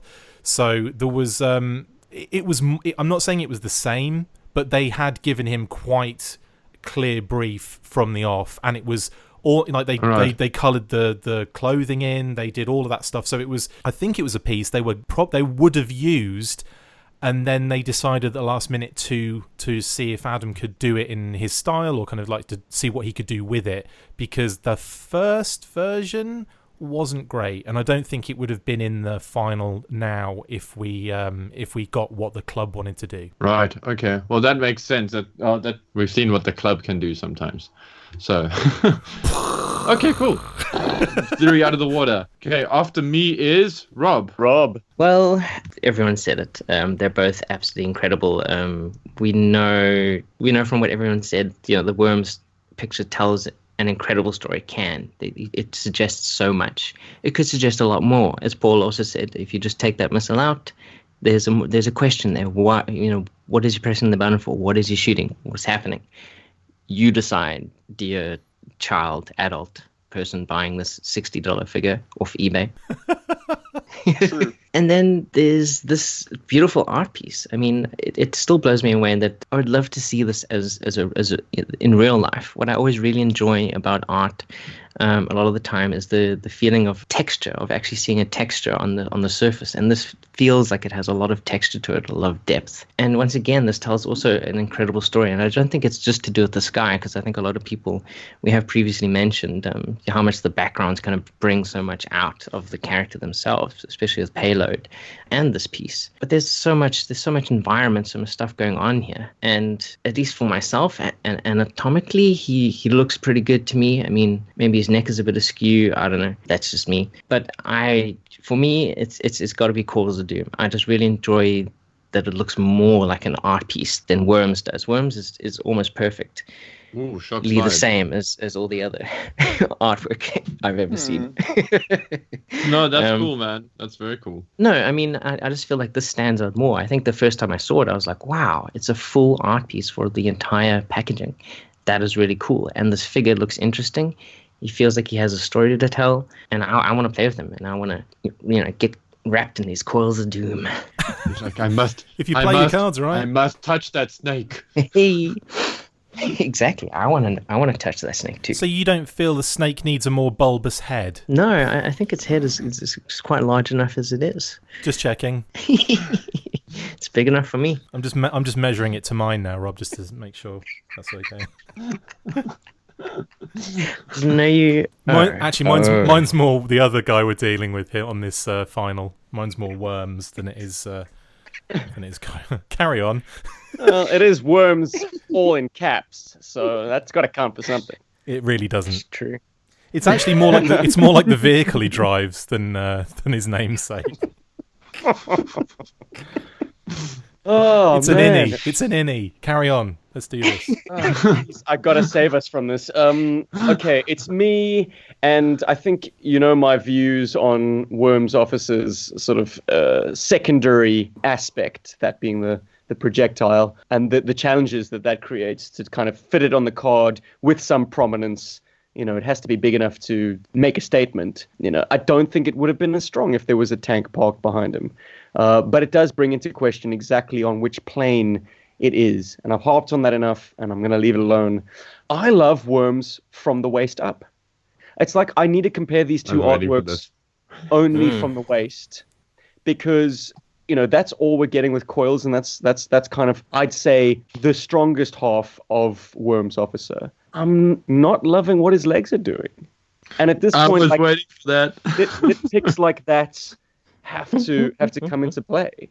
You know, we are looking at a full-length artwork, and he is kind of taking a step. I understand the physics of it, but when representing that in art, I mean, I feel like there needs to be maybe, and I don't have any art chops, but I suppose we've done this enough times for me to notice these things. You don't need a degree in art to Fair pick enough. But I mean, I do feel like I'm a total layperson trying to have some grasp on why I would vote one artwork ahead of another, which is, I suppose, the cruel and also the benefit, the cruel part and the benefit to comparing and contrasting two at once like this.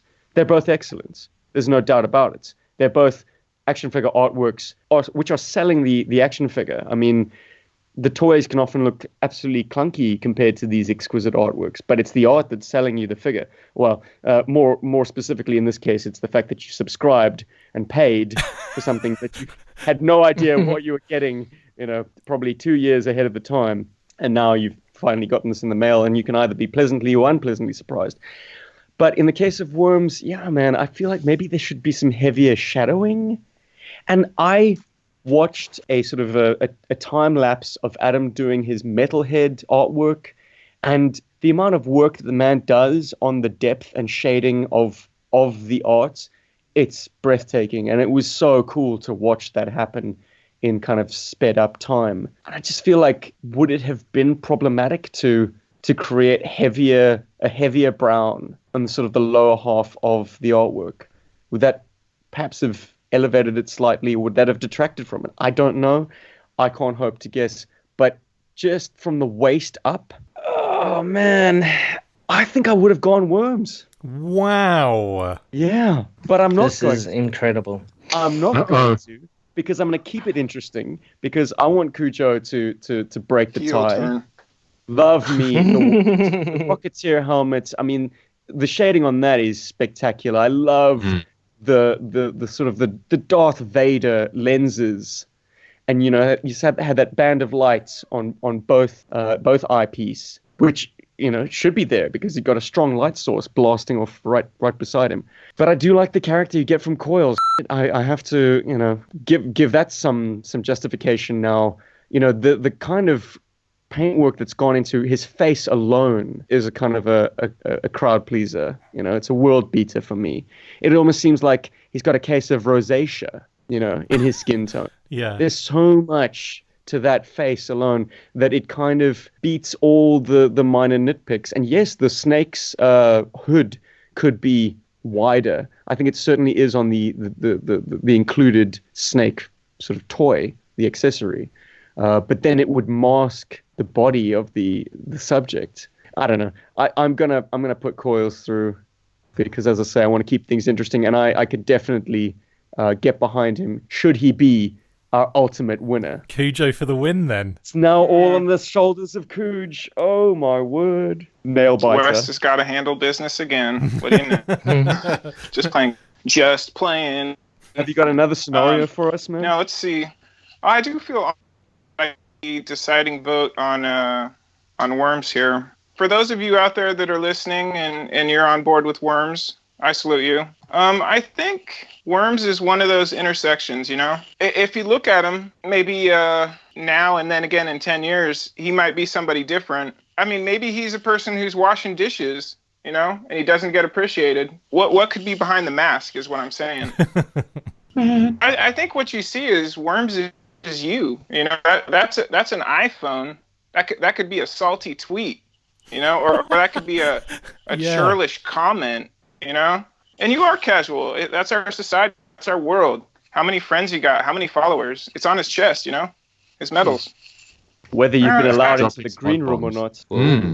Oh, yeah, that's been topical. Well, I think what you got is and Rich's rock this art, man. This is one of those legacy pieces because it does. It'll talk to you for years. But to blow the colors out on that, turn it into a shirt or something. I'll wear that. Are you saying it should be worms, Cujo? Well, Coils of Doom. I mean, the sky's on fire, but we can only revel in it so long, you know. I think at the end of the day, I think we're all worms, you know. Wow. At this point, had to do it. At this point, I'd like to make light of the fact that the five of us have been part of a kind of a WhatsApp group building up towards these card art battles since the first one. So I think for about 8 months, we've had this group that we've been back and forthing on. And the group's icon or avatar for the last 8 months has been Worms Officer. Spoiler! Could it have something to do with this result? Subconscious. Maybe. I don't know. And I will say that it wasn't Kangor. But now for a bonus round, it's Worms versus Supersonic Fighters Road Pig. Oh no, it should be Kangor versus Supersonic Fighters Road Pig as a side battle. As like who came second. I do actually have a side battle in mind though, guys. Between our first figure subscription service card art battle and now, we've produced a finalist from each, or an ultimate winner from each. Yeah. Oh, sorry, a winner from each and a runner-up. I want to know from you guys who our ultimate winners are. The first round, I'm going to ask you to decide between Coils of Doom, our runner-up, and our previous runner-up, Tiger Force Outback. Oh, that's easy. That's easy. All right, Paul. What you got, brother? I'm actually just busy Googling. No, I just want to make sure that I'm not talking out of my ass because it's worth mentioning that, you know, Coils of Doom is a cool artwork. And Tiger Force art's still a paint over, you know? So it is like something to take note of and to be very careful about. Does anyone else find it interesting that Coils o' Doom made it to the final for this one and Cesspool made it to the final in the last one, and they both share the same head sculpt as figures? What can we say? We have sympathy for the ugly guy, the guy with the facial Obviously scar. not, because Road Pig didn't get chosen. I'm just saying it now, and I'm stamping my feet as I do it. At this point, I will reveal that Road Pig got about as many votes as Kangor, for instance, but through a process of random deselection, aka my wife reaching into the hat and pulling out the lucky losers, Road Pig was eliminated, sadly. So would he have changed the course of this entire contest? I would have forced you all to put him into the final at gunpoint. Hey man, I got love for Supersonic Fighters Road Pig. I don't care what y'all say. He was my definitive Road Pig. It's beautiful. Me too. Like, I actually thought he was going to be in there. That's why I didn't add him. But anyway. So it's your fault. Guys, the question at hand, though, it is brother. my fault. Yeah, so now that I've had a chance to... I'm going to say Coils. Guys, it's because of one simple thing. The Tiger Force Outback is still an old artwork that's been retouched, and that's cool. But I'd rather try to push a new artwork. And it's not because there's anything wrong with the old artwork. It's just because I would like our current artists to get the credit that they deserve, because Tiger Force Outback, this artwork has gotten its credit. You know, the Outback artwork has gotten credit. You know, it was done by a really good painter. So I'd like to give Adam Riches this one, because I think Coils is great. And, you know, the only thing I can harp on about Coils is the snake thing. Like, between the two, this is really a subjective opinion, because there's not one that's better than the other, if that makes sense. So I'm going to say Coils. Mm-hmm. This is purely subjective. I'm going to weigh in and say that I'm going to try and disabuse my mind of all context and just, like, try and be, I suppose, 8 or 9-year-old me rifling through action figure cards without any history, without any, you know, background information. And maybe this is just because I'm one of the good guys at heart, but, like, Tiger Force Outback, it will always stand as, like, one of the greatest of all time.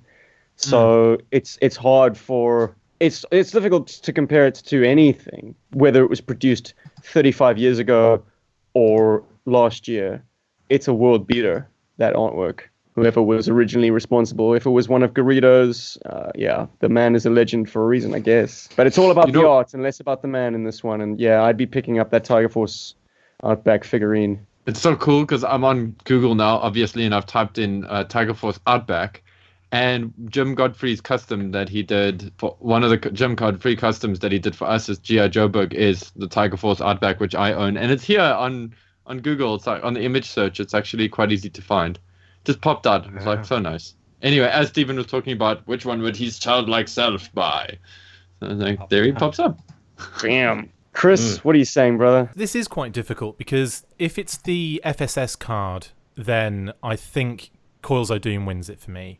If it was the vintage Outback Tiger Force card art, then I would be more inclined to go with that because I love obviously I've got it's a heavy nostalgia connection for me, and I really did love that card art, and I loved not just the artwork of the actual character, that mountain, but also the things around it on the original. You know, the different lightning background and the slightly different kind of Tiger Force design card for the Euro exclusive. So I lean to the original vintage Tiger Force Outback if we were going that way. But for the FSS, I'm going to go Coils O'Doom because it's, again, like for the same reasons you guys just mentioned. Mm-hmm. Ah, man. Okay. Cooch, you closed us out last time, so I'm going to hear from Rob last. Let's hear from you now, my man. All right. I think let's see, Purple Rain. That's how I roll. Robert? The tiebreaker. Oh no, you're not. God, what am I saying? I'm not. Looks like Coils is our true runner-up then. Amazing. It truly is quite an incredible piece. I like both of them actually. I mean, there's something very heroic about Outback. He looks like he's out there, still out there, but his shirt is clean, and that's pretty cool. But Coils of Doom, I think, is still. They both have stories, but I like the more depressing story of Coils of Doom. I like the baddie. I'd just like to interrupt with a GI Joburg special feature. GI Joburg word of the day: rosacea, also called active rosacea, a condition that causes redness and often small red pus-filled bumps on the face. It can't be treated or cured, but I'm sure you can slap on some moisturizing, whatever. Anyway, now you all know. And knowing is doing, right? That's the Patreons, I imagine.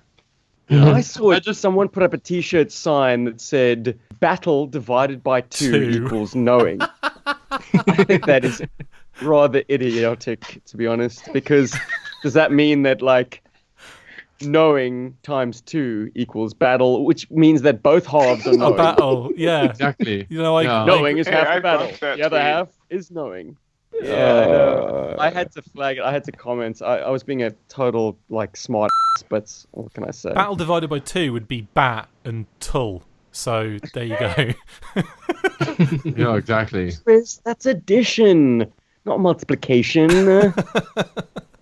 Jeez. Okay, guys. If we were to compare our 2 finalists, our 2 winners, who would win between Cesspool? Wow. And who won this one? Oh, yeah, Worms Officer. Damn. Steve's in denial. you know, I'm gonna go cesspool. Obviously. So like that's yeah. I'm gonna open my account and just say our previous winner is my ultimate winner. I'm going to agree with Stephen. I'm going to agree with Stephen for the first time in this entire process. I'm going to agree with Stephen. Ever. And I'm going to say that Wow. I also go with cesspool. That is just the most bad piece of artwork ever. As much as I was harping on about Worms being the greatest thing Adam's ever done, I forgot about cesspool, and that's even better. You're right, Stephen. It's balls to the wall. It's absolutely it's wild. It's wow. If I wasn't going next, I am now. It's it's cesspool. Ooh, 3 votes cesspool. Anyone want to support the Worms officer in this final bout? I'm gonna sit this one out. What? You can't, dude. It's protest He vote, man. can. Protest votes. This is anticlimactic. I picked Worms, and I want to celebrate Worms. This is about celebrating GI Joe. Come on, Admiral Akbar. Come on now. I would just like to say that when you throw an Eco Warriors into the mix, you get a clean sweep. Bazinga! What would you like me to include musically there? Do you want me to put like, or like a dun-dun-ts? Which one would you prefer? I want that tuba one. It's like, Or just like a long gap with like kind of that sound effect of like a dust bunny like floating by. oh, and I go. Ding, Yeah, ding, to ding, get- ding. Just because cesspool is our absolute favorite doesn't mean it doesn't take anything away from how absolutely amazing Worms is. Worms deserves to win against the entire second half of the FSS, at least in our opinions. No, Worms is beautiful. I really, really like that artwork, and it's got a lot of character. It was great that Stephen mentioned his shiny helmet, not Stephen's shiny helmet, but the shiny helmet of the Worms officer, in his appraisal of the figure. And it's a complex thing to paint, and Adam nailed it. You nailed it, Adam, if you're listening to us. Although I don't necessarily agree with needing to put in too much shadow. I feel like shadow is great for drama and stuff like that, and I think there's a lot of like bounce light on Worms. Adam really, I don't know. I think he just had a lot of fun with his artwork, and it shows, and it's definitely worthy of its position here on the podium. And I'm so glad I have the print of it. It's like it makes me super happy, and it's signed. It's awesome. Don't you also have the print of cesspool? I do. Yes, Ooh, that's one. Because Yeah, if he you're asked looking me for a and I was fun like- artwork, I mean, that is just like bonanza, dude. That is It's just balls to the wall. I love wow. it. Hey guys, isn't it interesting that both our ultimate runner-up, Coils of Doom, and our ultimate winner both have the same head sculpt on the figure? Hey man, Incredible. I said just that got love earlier. for the ugly guy. Did you? Oh, Stephen said that earlier. Yeah. No, I said it earlier, Okay. Rob. I said it. Cut it. Sorry. Chris said it earlier. I'm leaving that in. We're getting it I think twice. Paul said it earlier. I Well, remember I guess- Cujo mentioning it. Sorry guys, the penny takes a long time to drop when it's what is the time? 6:30 in the I morning. would like to say though before we go, does anyone else find it quite weird that in Cesspool and Coils o' Doom, who are like winners and runners up in the FSS, they both share the same head sculpt on the figure? Does anyone find that really weird? We got there is the theory of the Speaking of Mobius weirdness, and the vertigo. Ooh. A twist in Cujo. the fabric. of allow space. me to put a timestamp on this. I believe, among others, Adam Riches is going to be in Georgia in late June. And I will push this because, am I right in saying, D80, that it's going to be quite a festive 2 days? It's going to be amazing. Yes, Joe Fest. Give the man a hug for me. Okay. I can spare another hug. Yep. Yeah, cool. Thanks, man. Now, hit up the if you're in proximity. This. I'm gonna wear this out. What can't you do in 2 months? You know what I mean? Get there, chat up Joe Media. Like, trust me, we'll be visible. Let's do it. Let's enjoy it. Yeah, check that out, Joe Fest, and sending good vibes to Colorado as well. It's good to see you on the men, brother. That's all I got from the West Coast. What a hell of a card battle, World War card art, if you will. Or You know what I'm saying? I think one of these days we definitely need to do a card art with like all of GI Joe's weird stuff, like the Manimals, and because there is card art for that. Yep. And the Street Fighter stuff and the Jean-Claude Van Damme Street Fighter stuff, which I think has minimal card art anyway. Now that I think about that's it. just a photograph of JCVD. That would be the quickest battle ever. Yeah, Jean-Claude, always. Absolutely. No, I think that would be really cool, actually, Paul. Yeah, totally. Yeah, because I would love to give that. Somebody actually mentioned it on Facebook, I think, no, Chris actually. Chris mentioned it. Is this about Cesspool having the same head as Coil So Doom again? No. This is the other thing you said about how you're surprised none of us put Street Fighter art in our last card battle. And I just wanted to say, like, I really wanted to, but then a part of my brain was like, no, try to save it, because maybe we can do, like, the Odd Bunch as an art battle one day. And I'd really like to save it for that, Or I'd really like to save this artwork for that. Yeah, because sure. there are quite a, what's interesting about this line as well is that there are different like figures for this. Like there's the stuff that we got here, in South Africa, and then there's like also the Mexican card art for this stuff. And there's like a few Fun School. variations. Can Fun School step to that? I think so. Yeah, Fun School can totally step to that mix. And we got a lot of European retouches of card artworks.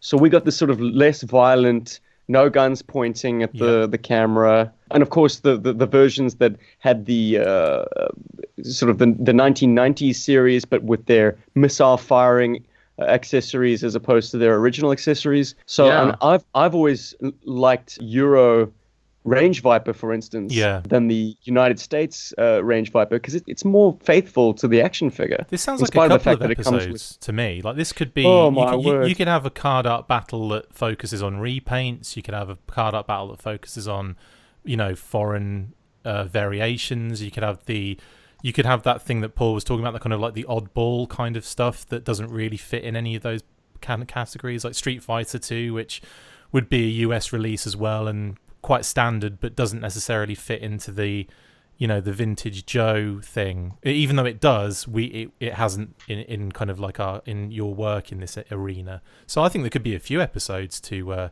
kind of do here. Well, we most likely will call upon you, Chris, because we need a prime number. Can't get by on 4 people. I'm happy to do it. Yeah, man, here we go. But I think it's time we close off this show. It has been an epic episode, and no doubt an epic edit for my man McLeod. So let's cut it off now. Guys, thanks for joining us. Oh my word. I mean, if you didn't love this stuff before, hopefully you've gathered a little bit more of an appreciation for it now, because everybody knows no one's ever going to take their figures off their card ever again when it comes to the figure subscription service. So yeah, you're always going to be staring at that card artwork. My name's Steve. Peace. Full force. Yo, Joburg.